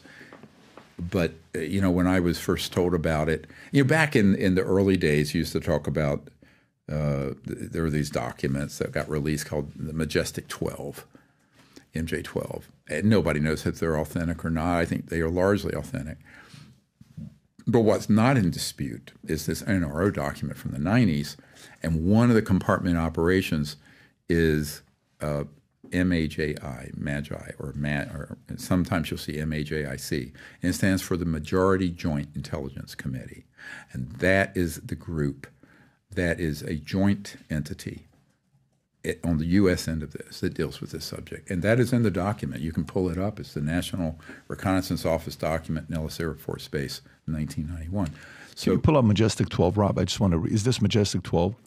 Also known as Magic 12, is a organization that represents UFO conspiracy theories. The organizations claim to be the code name of an alleged secret committee of scientists, military leaders, and government officials formed in 1947 by an executive order by President Harry Truman to facilitate recovery and investigation of alien spaceships, spacecrafts. The concept originated in a series of supposedly leaked secret government documents first circulated by ufologists in 1984. Right. Upon examination, the Federal Bureau FBI declared the documents to be complete bogus, and many ufologists considered them to be elaborate hoax. Majestic 12 remains popular among some UFO conspiracy theories, and the concept has appeared in popular culture, including television, film, and literature. Here's what I think actually happened. If you want to hide something, you hide it in plain sight. So a great deal of information in those documents is true, but the way they came about was a hoax. So if you're involved with counterintelligence and information's coming out, you want to divert people to something that's the provenance is going to be a problem. And that way it takes them down. The National Security Agency guy described it to me this way. He was the right hand to General Odom back in the day, who was the director of the NSA. And he said, we call this a DDT operation. You set up a decoy, you distract people, and then you trash them. And so by releasing things that are of questionable provenance, then it can, you sort of put it out there, and much of the information may be correct, but because the provenance is bogus, it takes the information down with it. So one of the things that's very complicated is understanding how counterintelligence and disinformation works on this. It's Byzantine, it's complicated, it takes a lot to unravel it. And that's why I tend to be very careful with both witnesses and documents if I don't have a good provenance for it. That is something that's hard to do when you're trying to run an operation like we do without any, real clearance. I mean, you have to rely on people and their credibility and what documentation they can prove. And I think what's most important, the reason I'm releasing this archive, is that if you go through it carefully, you see where the dots all connect. But these intelligence briefings we're working on, the modules, we call these intelligence modules, when those get put in, it's going to connect all these dots. And that's a big undertaking that we're working on right now. Jamie Dimon, where do you put him? Is Jamie Dimon a person all the way at the top or not really? I wouldn't know. I don't know anything about him. You don't know anything about Jamie Dimon? I have no information on him. What do you think about Elon Musk? And what role, is he like a Nikola Tesla? Is he a good guy in your eyes? Is he somebody that, the establishment can't stand? Is he someone they can't control? Well, I think that certainly if he was inclined to research this end of it, he wouldn't be making I call it a fake Tesla. I mean, a real Tesla car wouldn't have to be plugged in. It most certainly wouldn't have 900 and some pounds of lithium-ion batteries. It would be an electromagnetic generator. If you look at this archive, we have this whole account of this inventor named Floyd Sweet. He had something the size a little bit bigger than a cigarette pack. And this was back in the 80s. And we have all the documentation on this. Huge files on it. And it was running a 300 horsepower motor that could run your car. And it never had to be plugged in. I think the battery started up with some very tiny battery, And once that circuit started, it was pulling energy out of what's called the quantum vacuum. Some people call it the zero-point energy field. But let's describe what that is. You see your tea glass there, that mug. Mm-hmm. The amount of potential energy in the space in that mug is enough energy to boil off all the oceans of the Earth. It's been quantified. And that's called the zero-point energy field. So if you understand the physics of these very high voltage, VHV we call them, very high voltage systems, where it may be millions of volts, but at very low power, but at certain cycles per second, certain frequencies, you can tap into that. Depends on what material you're using. Explain zero-point energy to the average person. Well, so visualize just the space around you. Mm-hmm. And everything around you, if you get down to, by classic definition, it's the energy left after even all subatomic particles have been brought down to minus 270 some degrees Kelvin. But there's still this energy field. That's the baseline energy field that all of matter, space, time, subatomic particles are fluxing in and out of. And interestingly, the early Lockheed man-made UFOs were called flux liners because they were tapping into that energy field, the quantum flux. So that's basically it. And it's huge. I mean, I think Nikola Tesla called it the infinite energy field. And Professor Dirac, and modestly called it the Dirac Sea. But a scientist named Dr. Casimir, Casimer, back in the 30s postulated this, but then proved its existence in the 50s, another important date. And that's called the Casimir effect. The scientific information on that is also in this intelligence archive. So, I wasn't even born when Professor Casimir proved the existence. Now, what's debated amongst scientists currently is that you can tap into it from a practical point of view. But you can. And the proof is, what the proof is? Look at one of those UFOs moving. No jets, no rockets, no internal combustion engines, no nuclear, no heat signature. In fact, when you get those things operational, temperature actually goes down. If you're in a hangar with 2 or 3 of these things hovering, like we have the pictures in our archive of what's called the ARB there at the Norton Air Force Base in 1988, it actually is like an air conditioning. It cooled it down. So not only do you not have heat coming off of it, it actually pulls temperature down somewhat. And so there's so many applications of these sciences. I mean, think about it. It'd be free energy, refrigeration, cooling server farms, if you're concerned about climate change for whatever reason. But even people who don't think there's climate change due to pollution, there's 5+ million people a year die from particles from emissions, coal and gas and oil, and not to mention radiation causing cancer from nuclear. And all of that would be replaced. See, I mean, all that's gone. Now, that's the good news. The bad news is you're stepping on the toes of hundreds of trillions of dollars in assets. Not just the market cap of these big corporations, but the commodities. Think of what's traded on the Chicago Board of Trade, just in futures and commodity trading. It's trillions. So all of that, you're not trading commodities anymore. I'm surprised you're not studying much of Jamie Dimon or Larry Fink or BlackRock or some of these guys, because who is funding all these programs? Where are they getting the money from? Oh, yeah. Well, Goldman Sachs and BlackRock definitely have involvement with these operations. And, the more current people who are involved, the more it's shadowy. But when people get older or pass away, then they start talking. Let me give you a great example. After World War II, at the end of the war, there was a man named Paul Mellon, who was, the Mellon, Carnegie, the Mellon family, one of the few billionaires in the world at the end of World War II. His grandson has worked with me, who was also a senator, John Warner's son. And Senator John Warner was like a lower-level operative on this majority, yes. And so Paul Mellon, he went over and at the end of World War II with General Patton and Allen Dulles, and they confiscated this disc that was an early attempt to make an electromagnetic anti-gravity thing. It wasn't fully operational, but they brought it back to the United States. And how do we know this?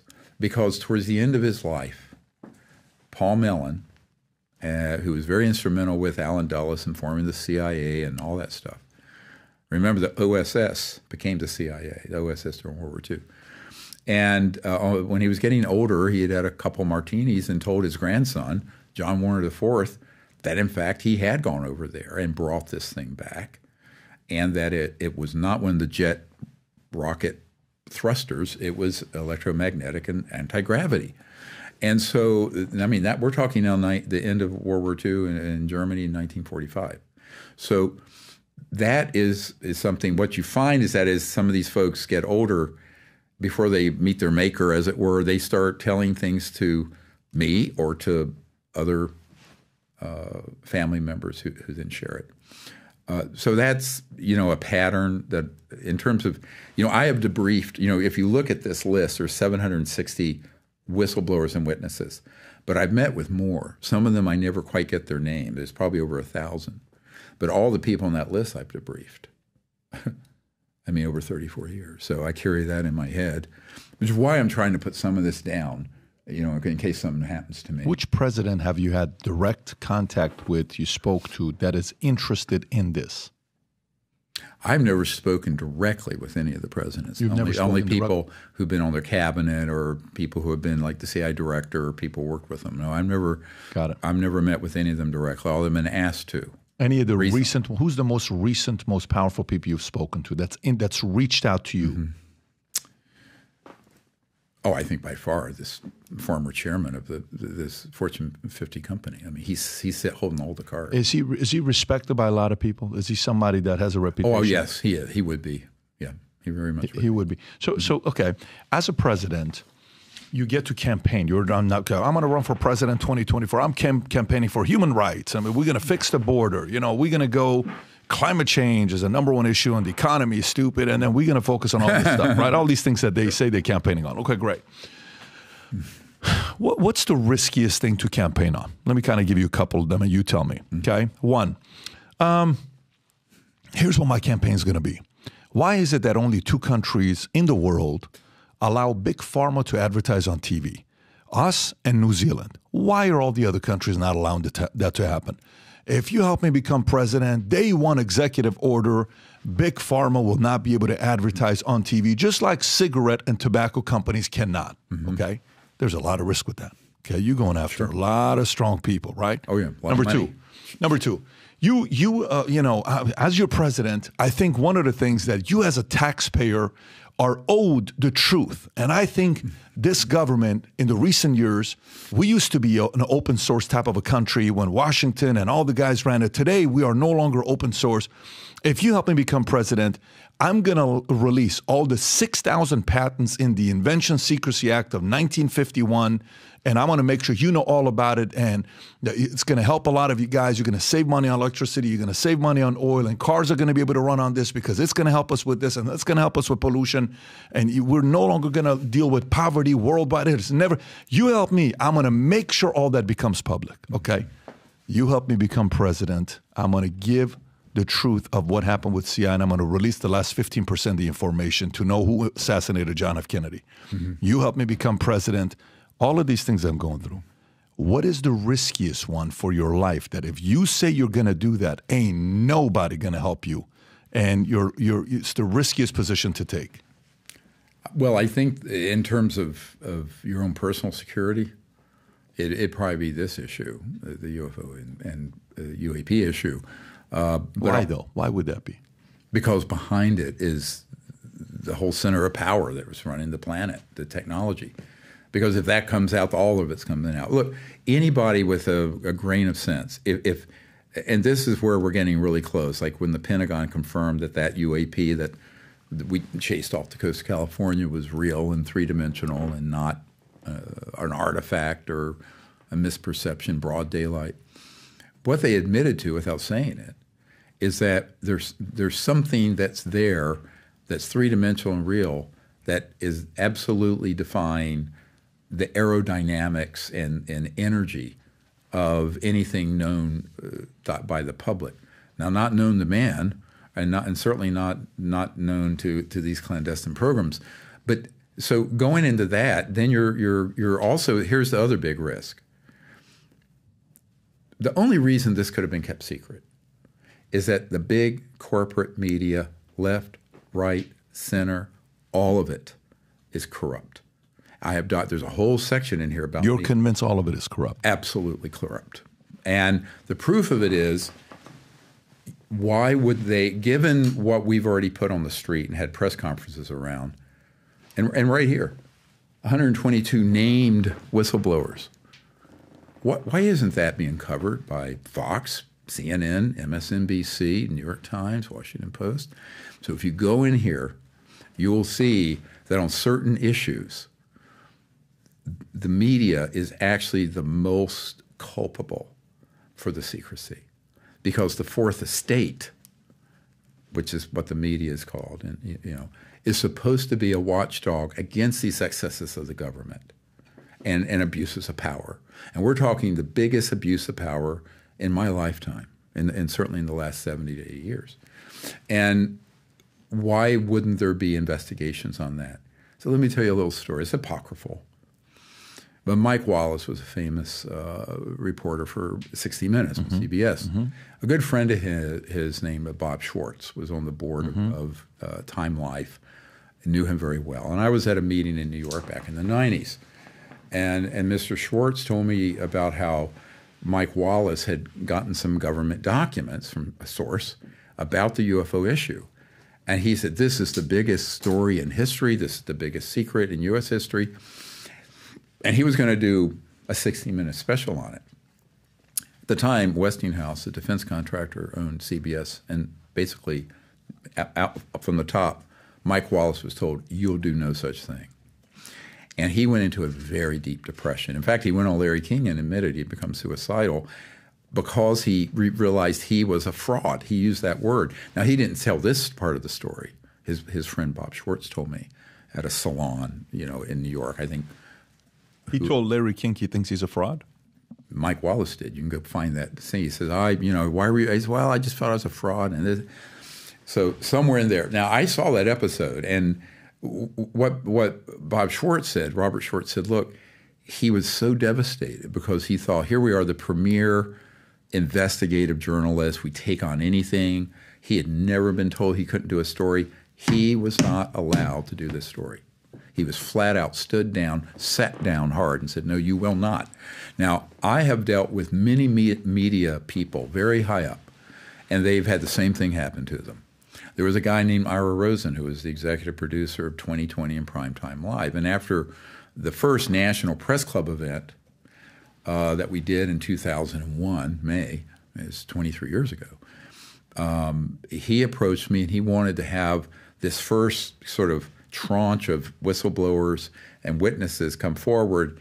And so he came out to my home, my farm in Virginia, near University of Virginia, and I gave him 35 digital hours of summaries of these testimony and hundreds of pages of government documents.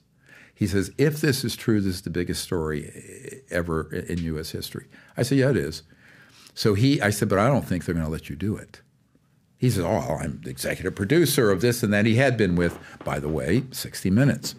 And I think he's back there now. I'm not sure. Anyway, this is a long time ago, 20-some years ago. And I said, Ira, I don't think they're going to let you. A couple weeks later, he calls me up. He says, well, Dr. Greer, you're right. They won't let me do this story. I said, oh, Ira, who are they? And he says, Dr. Greer, you know who they are. And so we stayed in touch for a few years. Now, I can tell you account after account after account like that.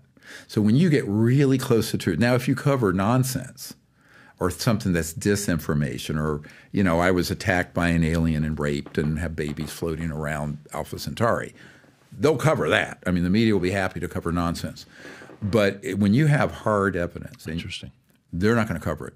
And I don't care how high you think you are in that food chain in the media. I challenge anyone listening to do that. Now, look what happened to Tucker Carlson. I don't know if you know who Tucker Carlson is. He was on Fox. I was on his show a month ago. Oh, okay. Yeah.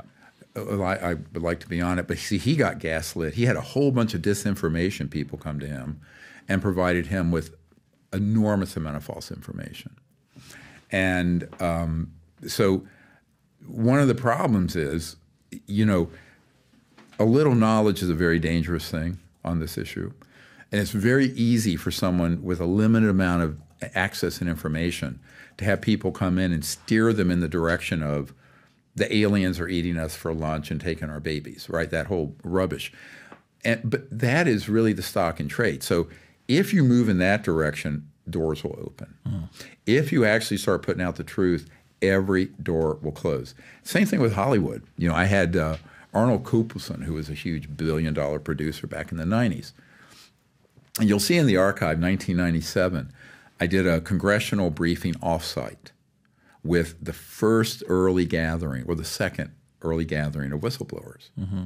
The first gathering was 1995 at Asilomar in California. This was 97 in D.C., but at the Georgetown Weston.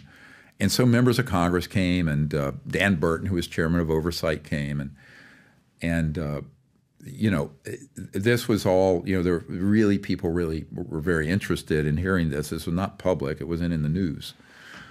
And what I found was one of the men who came, he was going to tell the members of Congress that next day. We had a day first where we met about having been on an interagency committee back in the 70s where they could hit a button basically and stage an alien attack on the planet and all that.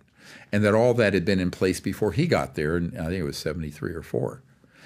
That night, some guys that he had worked with came to the hotel, took him from his hotel room to a secure site out in Virginia until those briefings for members of Congress was over. Now, some of the raw footage of that meeting is in this archive now. It was old Hi8 or VHS tape. It is not cinematic. It's not a production, but it's interesting. Very interesting. Ever since you released this, has anybody weird reached out to you?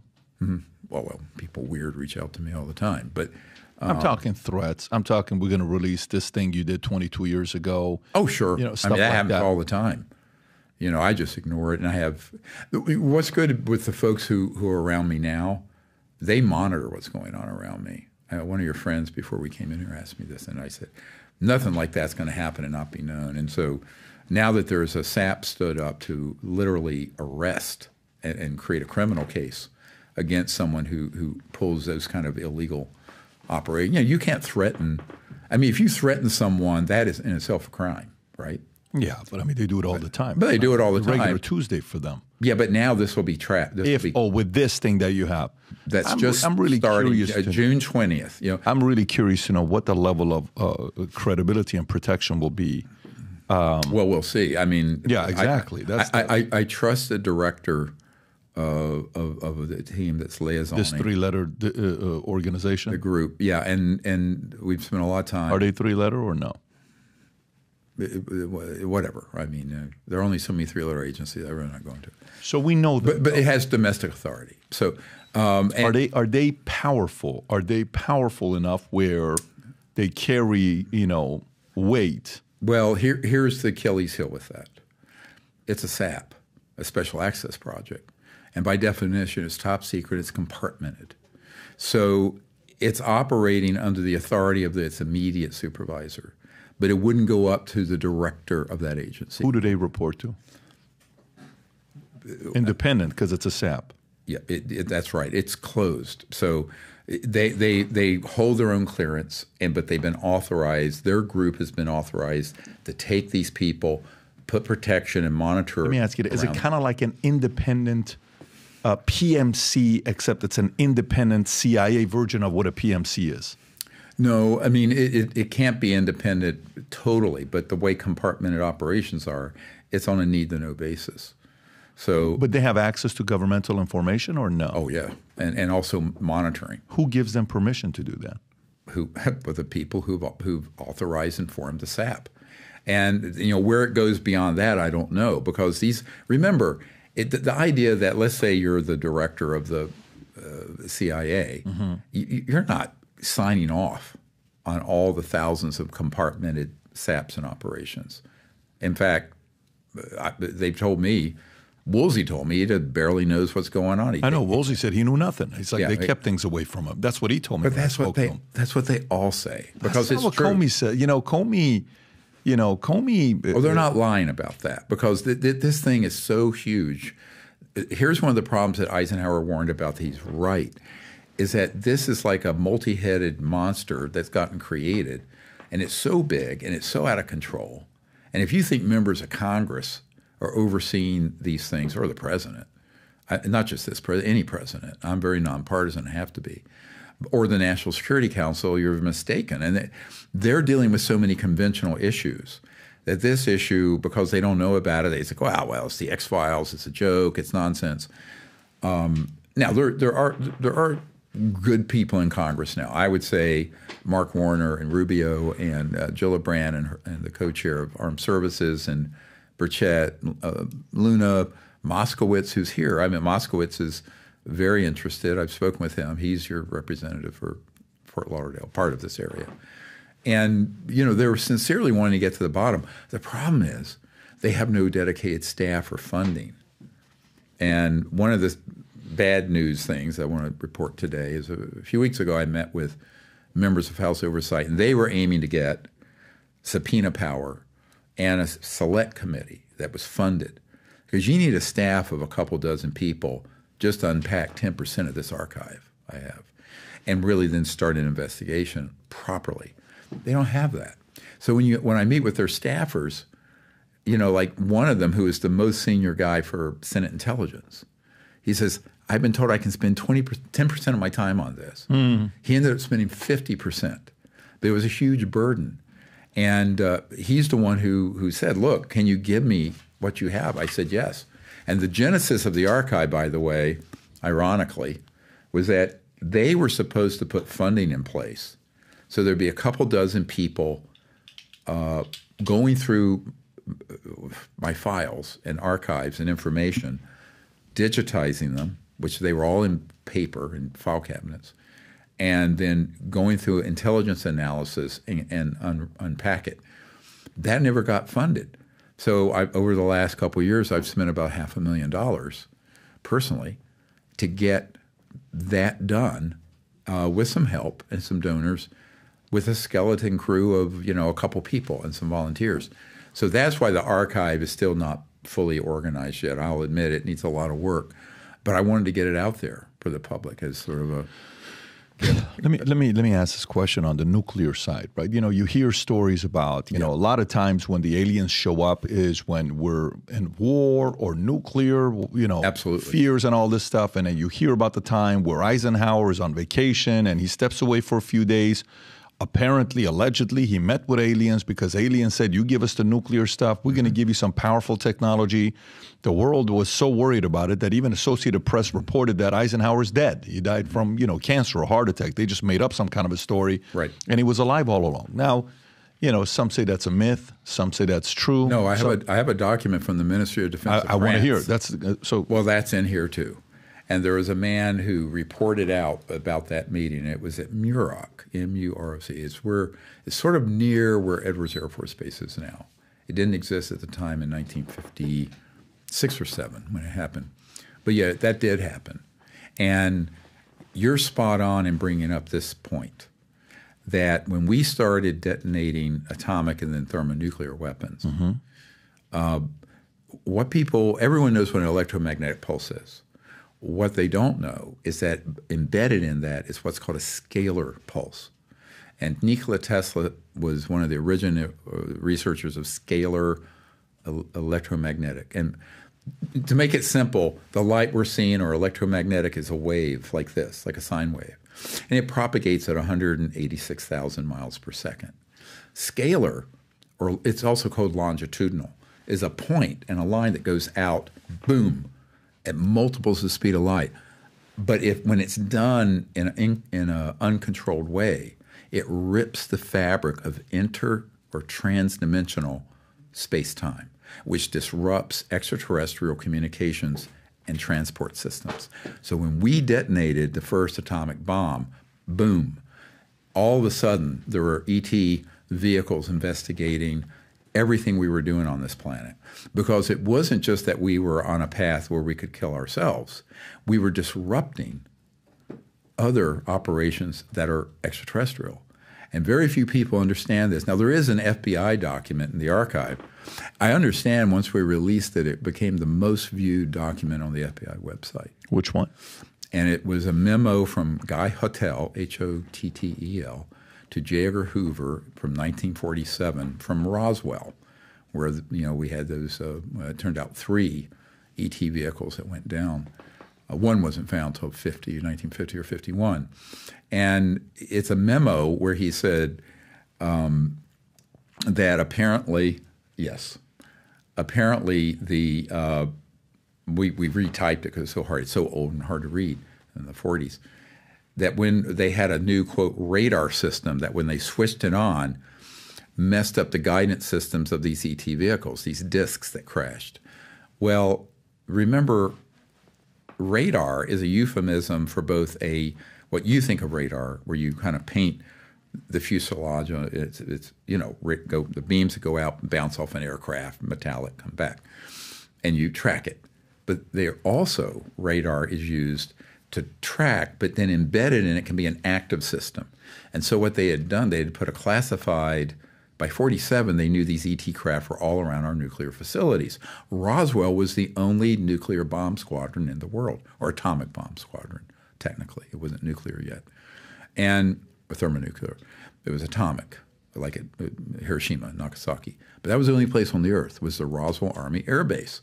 And so they were trying to track and knock these things down. So that new radar that's mentioned here hit, and they embedded the scalar signal, and it really, these are all electromagnetic craft. They're guidance systems or propulsion. So it's not like you're hitting them with a missile or a laser. It's these weird directional energy weapons that are cross over into this scalar area. And to this day, you know, when I was over the black site in September, about a month before I got injured, there was these massive electromagnetic pulse generators, but they also have embedded in them. So you can target an object with that, hit it, but you also have the scalar, and that can cause these ET craft to get stunned or lose control and crash. So some of the people I'm working with currently have been on those retrieval teams that are actively still doing that. In fact, one of the sites I went over, and I'll show you this video, that 1 or 2 ET craft per year are knocked down there. And it's very worrisome. Worse is that if a civilian aircraft goes in over that temporary flight restriction area, they knock it down. Let me ask you this: when we're talking murder.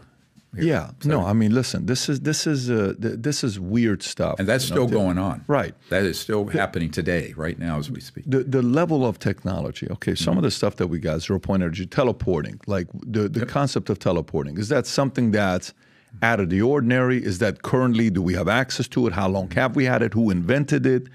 Is it being used? What's the worry with that? Why are they not releasing it if they have access? There's a lot of questions with it, obviously. Well, all of it. I mean, they don't release it. They don't want anyone to know about it. But if you look at the testimony of one of our witnesses, Fred Threadfeld, 1953, he was at a Canadian Air Force base, and they were experimenting with that so-called teleportation. And he said it was so funny. They were using, you know, everyone smoked back then, these big ashtrays, and it would be, you know, an electromagnetic system here, and at the other end of the base, another one. And this ashtray would go boom, teleport. Now, you know, Einstein, when he said the same particle could be in 2 places at once, he called it the spooky effect. But really what it is what's called quantum entanglement, where every point in space and time is connected to the other. And if you look up quantum entanglement, that's what this is. But imagine doing that not just with a particle, but with a whole object or a spacecraft. So those experiments were going on also, 30s, 40s, 50s. But when they began to unpack and really have some of the most brilliant minds, I mean, I will tell you, the smartest people I've ever met, with certainly IQs north of mine, have been working on these projects in underground. So you're convinced teleportation is a real thing?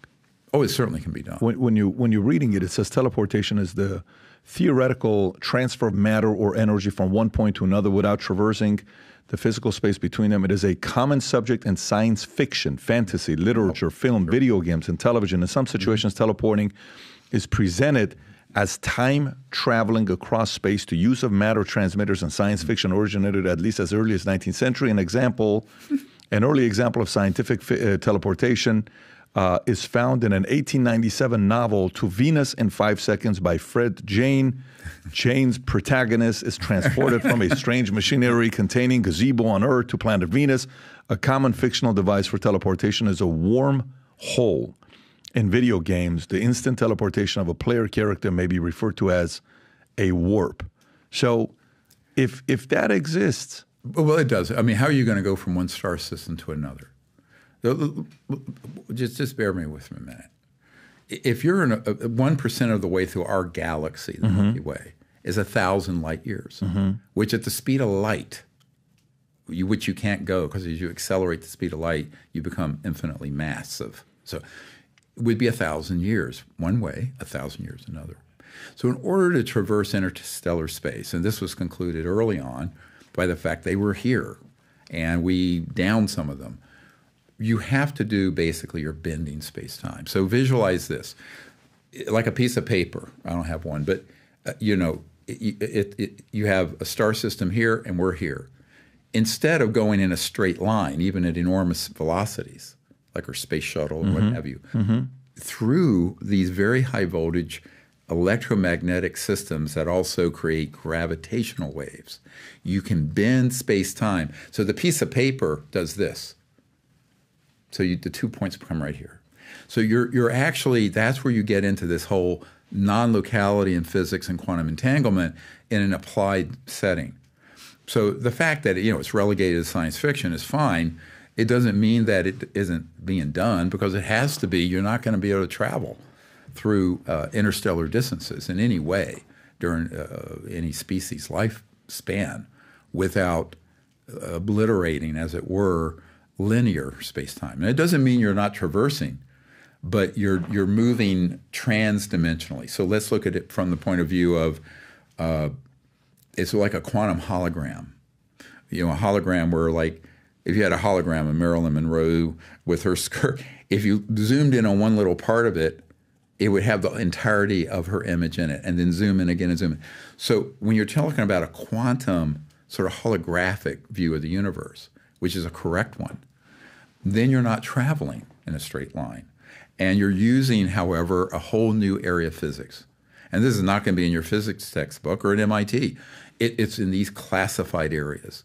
And that's why I tell people, I'd say some of the very smartest physicists and electromagnetic engineers I've ever met work in these projects. And they're in, usually most of the time, they're in a deep underground military base. I want to read this. In 1993, Bennett proposed that a quantum state of particle could be transferred to another distant particle without moving two particles at all. This is called quantum state teleportation. There are many following theoretical and experimental papers published. Researchers believe that quantum teleportation is the foundation of quantum calculation and quantum communication. In 2008, M. Hoda proposed that it may be possible to teleport energy by exploiting quantum energy fluctuations of an entangled, you said, entangled vacuum state of a quantum field. In 2023, zero temperature quantum energy transportation was observed and recorded by Kazuki Ikeda for the first time across microscopic distances using IBM superconducting computers that are used by quantum computing. What? So it's already been done as being tested. Well, it has, but on this small level. I'm just saying that when you cross into these, let's call them these forbidden sciences, that are been highly classified. I mean, and they were standing on the shoulders of great people. Nikola Tesla discovered many of this phenomenon. There were others. I mentioned the Biefeld-Brown effect with electrogravitic, so what's called electromagnetic gravitic, where certain voltages cause objects to float and change their structure. And I think it has more to do with the magnetic spin. I'm not a physicist, but from what I've studied and learned from people who worked on it, that is what it's really doing. And it causes a magnetic field flux that alters the mass, the actual, not weight, but mass of an object. And then it can float and go up, put against gravity. And that's how you control. If you look at how these objects move, often they've been, like we had one case when I was in France, and we were doing what we call CE5 contact, which is when we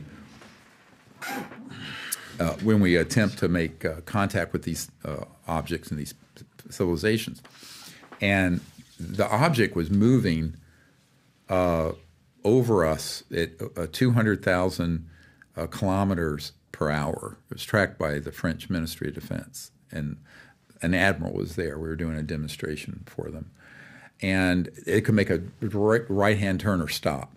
Now, if you were in a normal vehicle, if you were a pilot in a normal object, your brains would come out of your nose. The G-forces would kill you immediately. So we know that they're able to do that and also control for 1G. In other words, so you're really in an electromagnetic space-time bubble when you're moving like that. And that technology, as I mentioned, began to be experimented with in the 20s and 30s. But by the time the 40s came along and they started in earnest studying the extraterrestrial vehicles, it took a while. And also, it's not just energy and propulsion, it's specialized materials. I have the CEO of a corporation that was working on the skin of one of these, part of the craft. And it was such an unusual crystalline metallic material. And they spent many years and figured out how to fabricate it.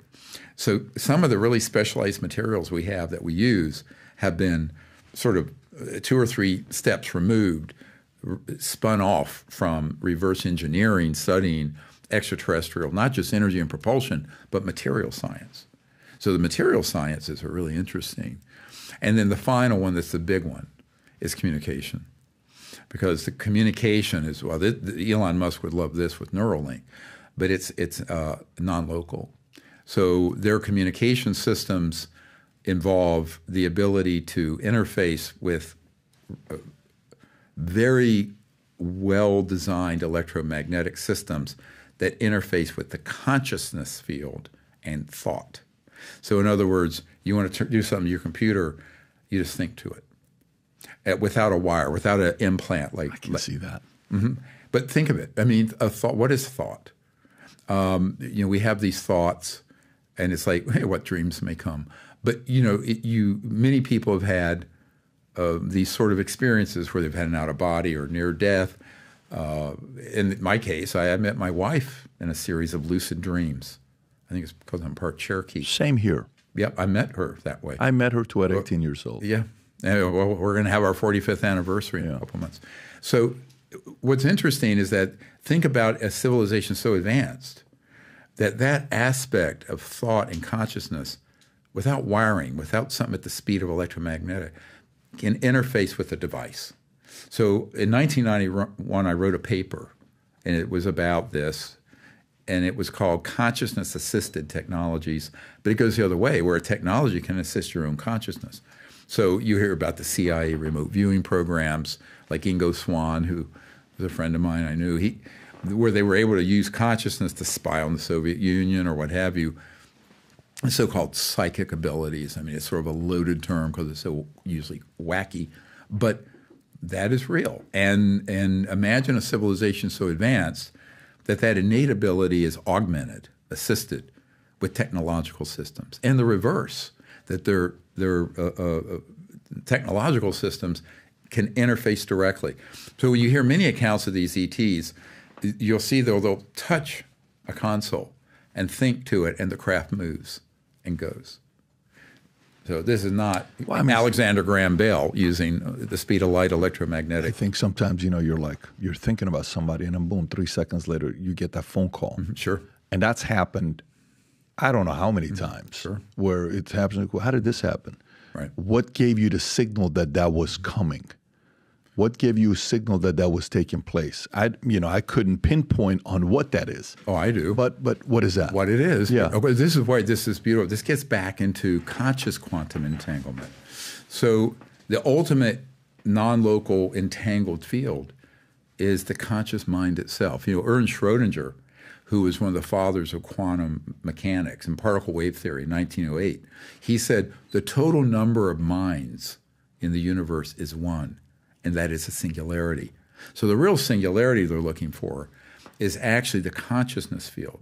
So you and I are speaking right now, mm-hmm. and you have your individual self and ego and personality, and I have mine, mm-hmm. but we're both awake. And that awake field is a singularity. But we end up closing it off. So if you open, this is what meditation does.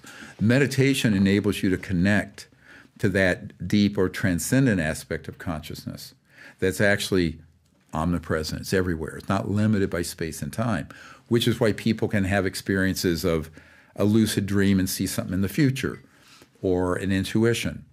And I, as a medical doctor, I'm not practicing now, and the nurses knew I used to be able to do this. I would sense if someone had an occult or hidden cancer, and I would just enigmatically order a CAT scan when it didn't seem to be indicated, and it would be in there because I could sense it, see it. So that's something we ought to teach all doctors, by the way, but someday we will. But this is an area that gets into a really controversial part of the work we do, and that is going beyond just sort of the material entanglement to, how are these civilizations communicating?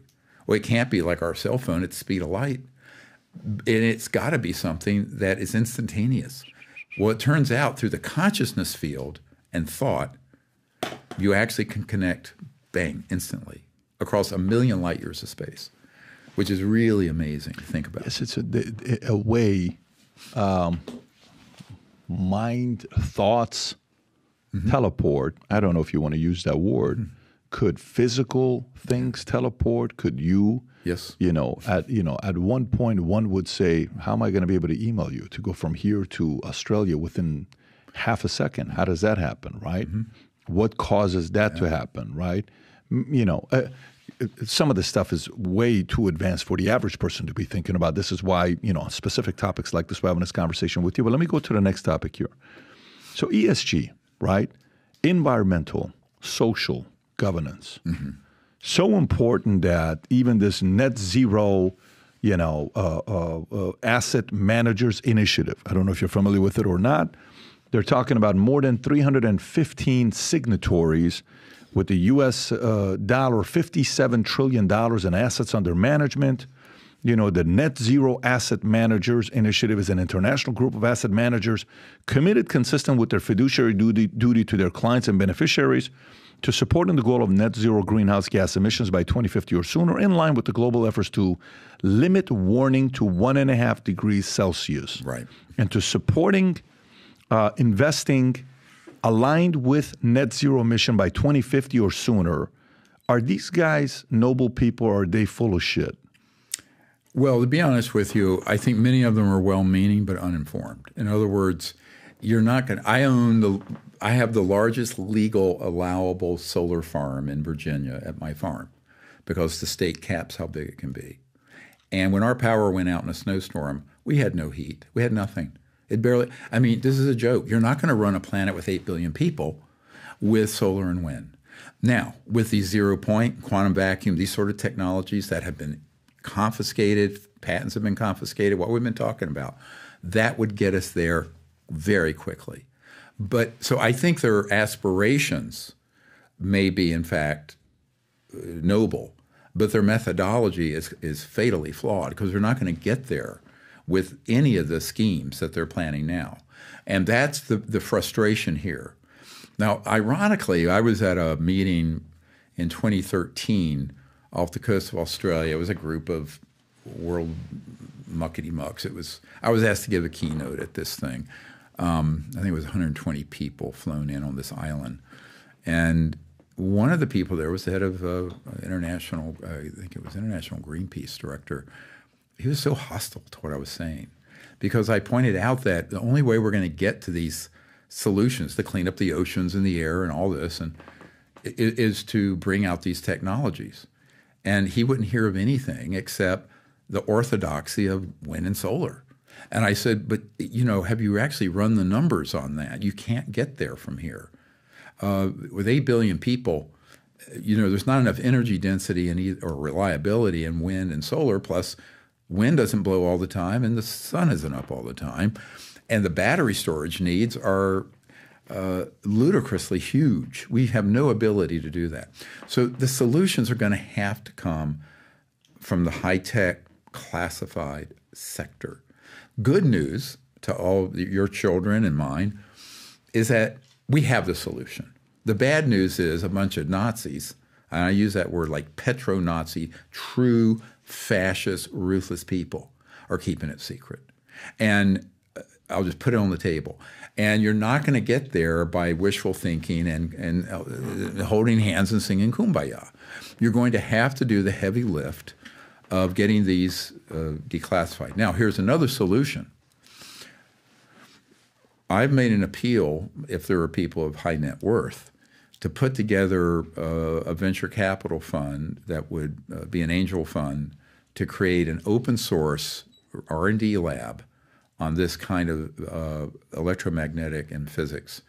And I think with the information that we have, that probably in a couple of years we would come out without the government declassifying anything, since most of the government doesn't have access, or these big corporations releasing it, we could bring it out. And if you open sourced it in a multi-centered way, streamed it on the internet, the whole lab streamed, the instant you got your eureka moment, everyone who's an engineer or physicist would have the solution. There'd be no patent, there'd be no intellectual property restriction.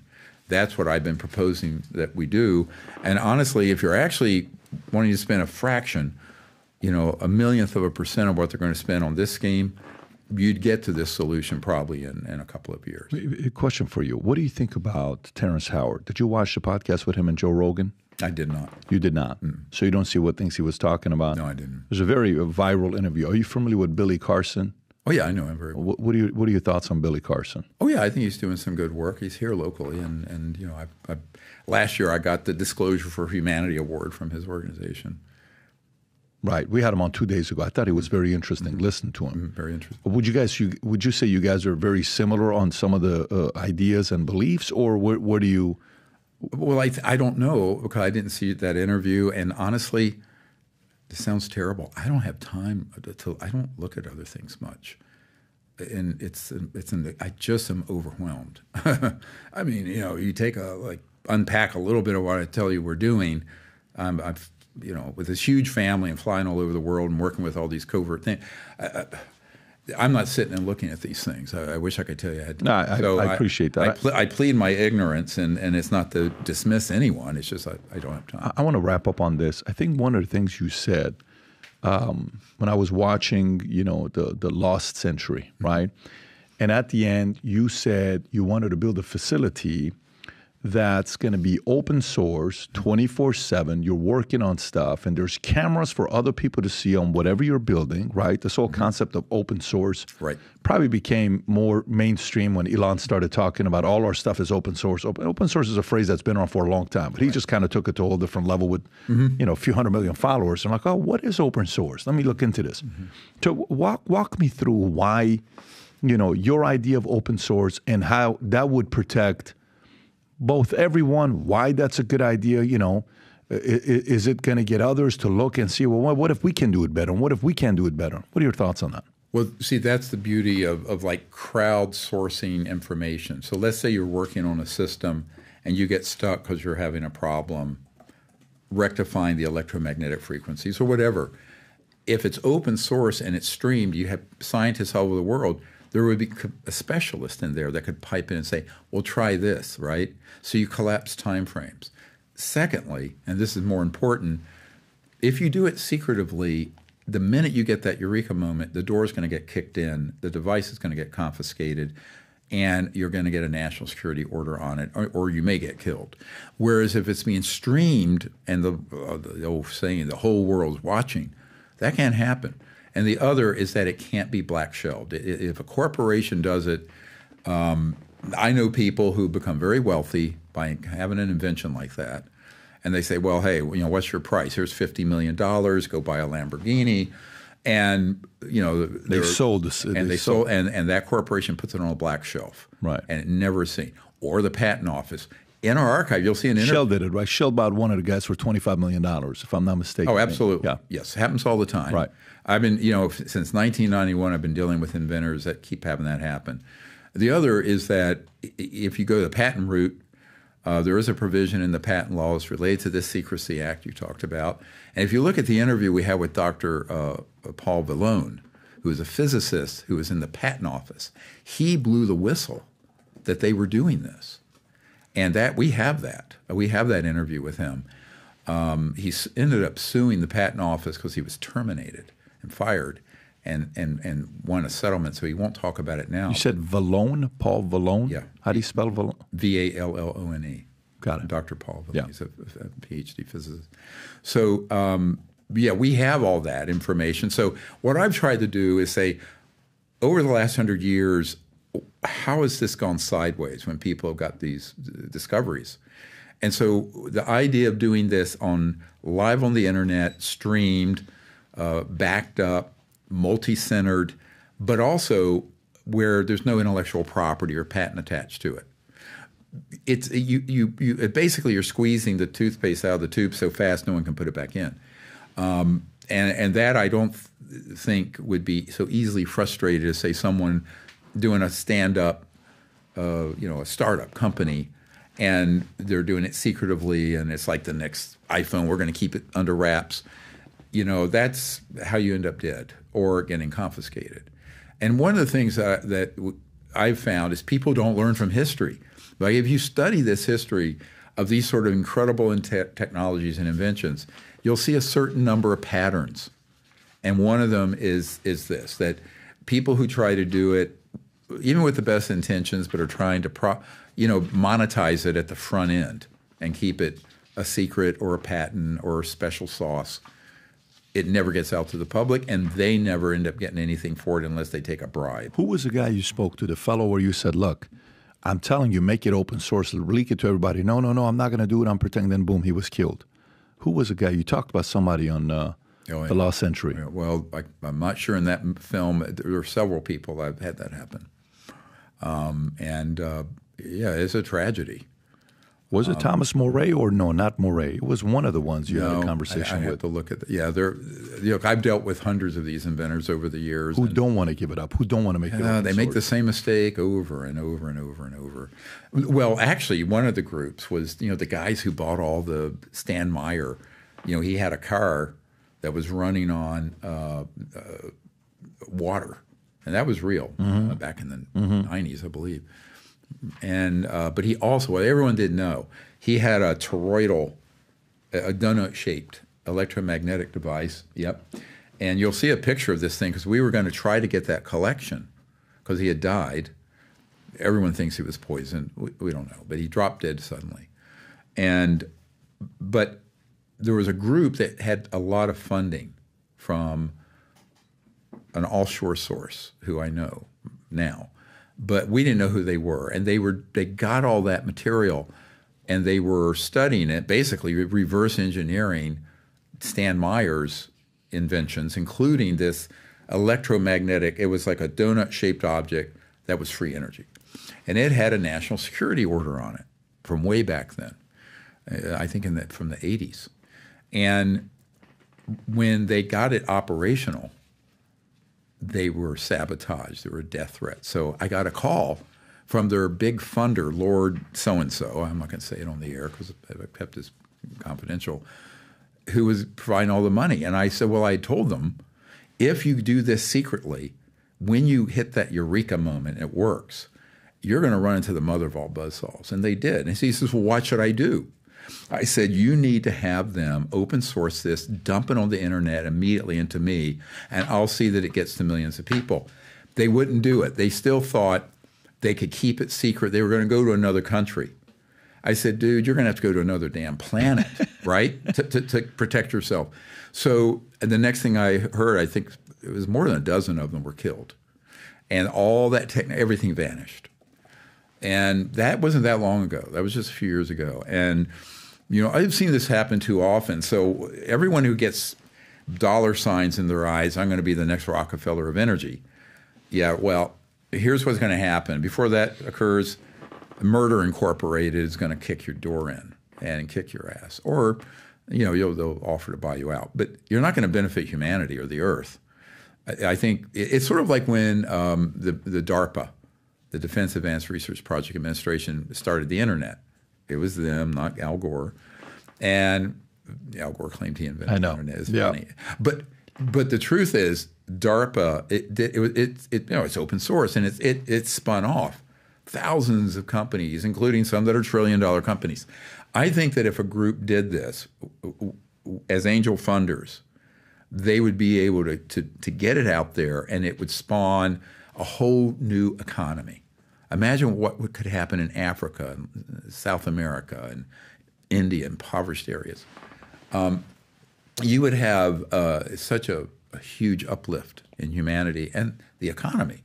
Now, as that goes up, there are going to be some people who will go the other way, just like Braille typewriters didn't adapt to the internet age and computers, and so they went the way of all flesh. If you made horse carriages and you didn't adapt to the automobile, you went bankrupt. So, at a certain point, that's just the way technology has to evolve. So the secrecy around all this, it's time for it to end.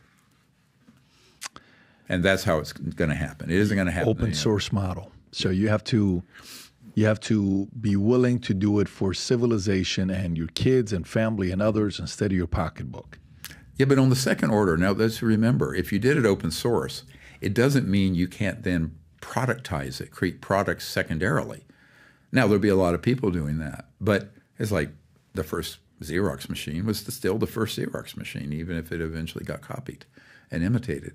And let's not forget, in this climate globally, I don't care if you patent it or keep it secret. The first thing that's going to happen is in China and other countries, they're going to study it, reverse engineer it, come out with generation 2, and they're not going to care about your patent or your intellectual property. Even in America, that we just saw what happened with the FTC non-compete laws. They just changed right now. That's getting effect in August that they're doing that. Right. Okay. That's just a given. Yeah. So I tell people about this, you need to be smart about it, because if you don't learn from history, you're going to repeat it and repeat it and repeat it. And that's, as I say, it's the definition of insanity, doing the same thing over and over, expecting a different result. So I think this is a fresh approach. It's controversial because most people I've met of high net worth, they want to keep it secret. They want to monetize it. It's like, dude, you've already got $1 billion. Do you care? I mean, at a certain point, I'm a retired doctor. I'm comfortable, but I can't fund something like that. But I'm always astonished at how myopic a lot of folks are about this. Have you ever had a meeting with Elon Musk or no? Have you guys ever had a conversation? No, I haven't. Okay. Yeah, I don't know him personally. Interesting. Yeah. I have a friend who does. But you've never been on Tucker? You guys have never had any conversations? No. I think he reached out. It just hasn't happened. I'd love to. Yeah. Yeah. No, hook us up. I think he's been on the right path on some things on this issue, and then I think he got gaslit and diverted. I'll be honest with you. Yeah, I think his level of curiosity and willingness to seek the truth and challenge the status quo and have the I don't give a attitude is going to both get him in trouble as well as get us closer to the truth. Yes. And I think that's a very honorable position to be in, risky. Yep. Because you risk not being liked and hated and, defame and defamation, all this other stuff that comes with it. But hey, I've had it. But the other thing is, I said this earlier, a little knowledge is a dangerous thing with this issue, because I think out in the public, there's 9 parts disinformation and fake stuff, and maybe 1 part real.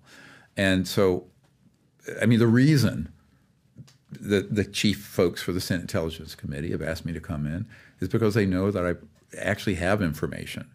And so I think journalists like Mr. Carlson or others need to, if they're really going to look into this, need to look into it properly and avail themselves of experts. And I always tell people, not me so much as what we've collected. But I can articulate that. But I just think it's very important for people to understand this is not like anything else. If you take for the top secret document from Canada from 1950, one of the things it said, black and white, this issue is the most secret subject in the entire U.S. government, exceeding the secrecy of the detonation of the first hydrogen bomb when they were working on the hydrogen bomb. That was 1950, 52, we detonated it. Imagine anything more secret than the ultimate doomsday weapon. And what kind of counterintelligence and disinformation has been pushed out to the public to gaslight people and divert them. So I think people have to take that document seriously and say, well, what has been done? Yeah. And that's been my huge challenge, is to sift the truth from the fiction to the best I can. Rob, let's put the link below on chat, when it goes live, on Spotify, on Apple. Can you say the domain so even some of the people that just listen to the audio, they know how to go find it? If you can give the domain. If you want to find it, go to drstephengreer.com and from there you can go to it. Okay, fantastic. So that's the easy way to go to and it. Also, just a little appeal. 2 things. Next, in July, we're going to have a gathering in California, in Temecula, that if people want a webinar with that, they're going to learn a whole lot more about all this, including the CE5 contact. And there's an app for CE5 contact you can get. We're also crowdfunding the archive because it's going to cost us 6 digits a year, and the only way we're going to keep it free, we don't have a paywall up. We're keeping it free. But the only way to keep it free is that people contribute. So we're asking for people. Where do they do? On your website or on? Yes. Okay. Yeah. It says donate right there at the top. Yes. I see it. Fantastic. Last time we did it was 4 years ago. Yeah. Okay. I'm hoping the next time we do it, it's not 4 years from now. Yeah, let's do that. I agree. I really enjoyed it. I appreciate you. Appreciate your work. Yeah. I had never heard about Invention Secrecy Act until I watched your documentary. And now I'm so curious about it. I want to know what's behind it. There's a high level of curiosity. Yeah. And I highly recommend everybody, if you don't go to his website, go watch the documentary, The Lost Century.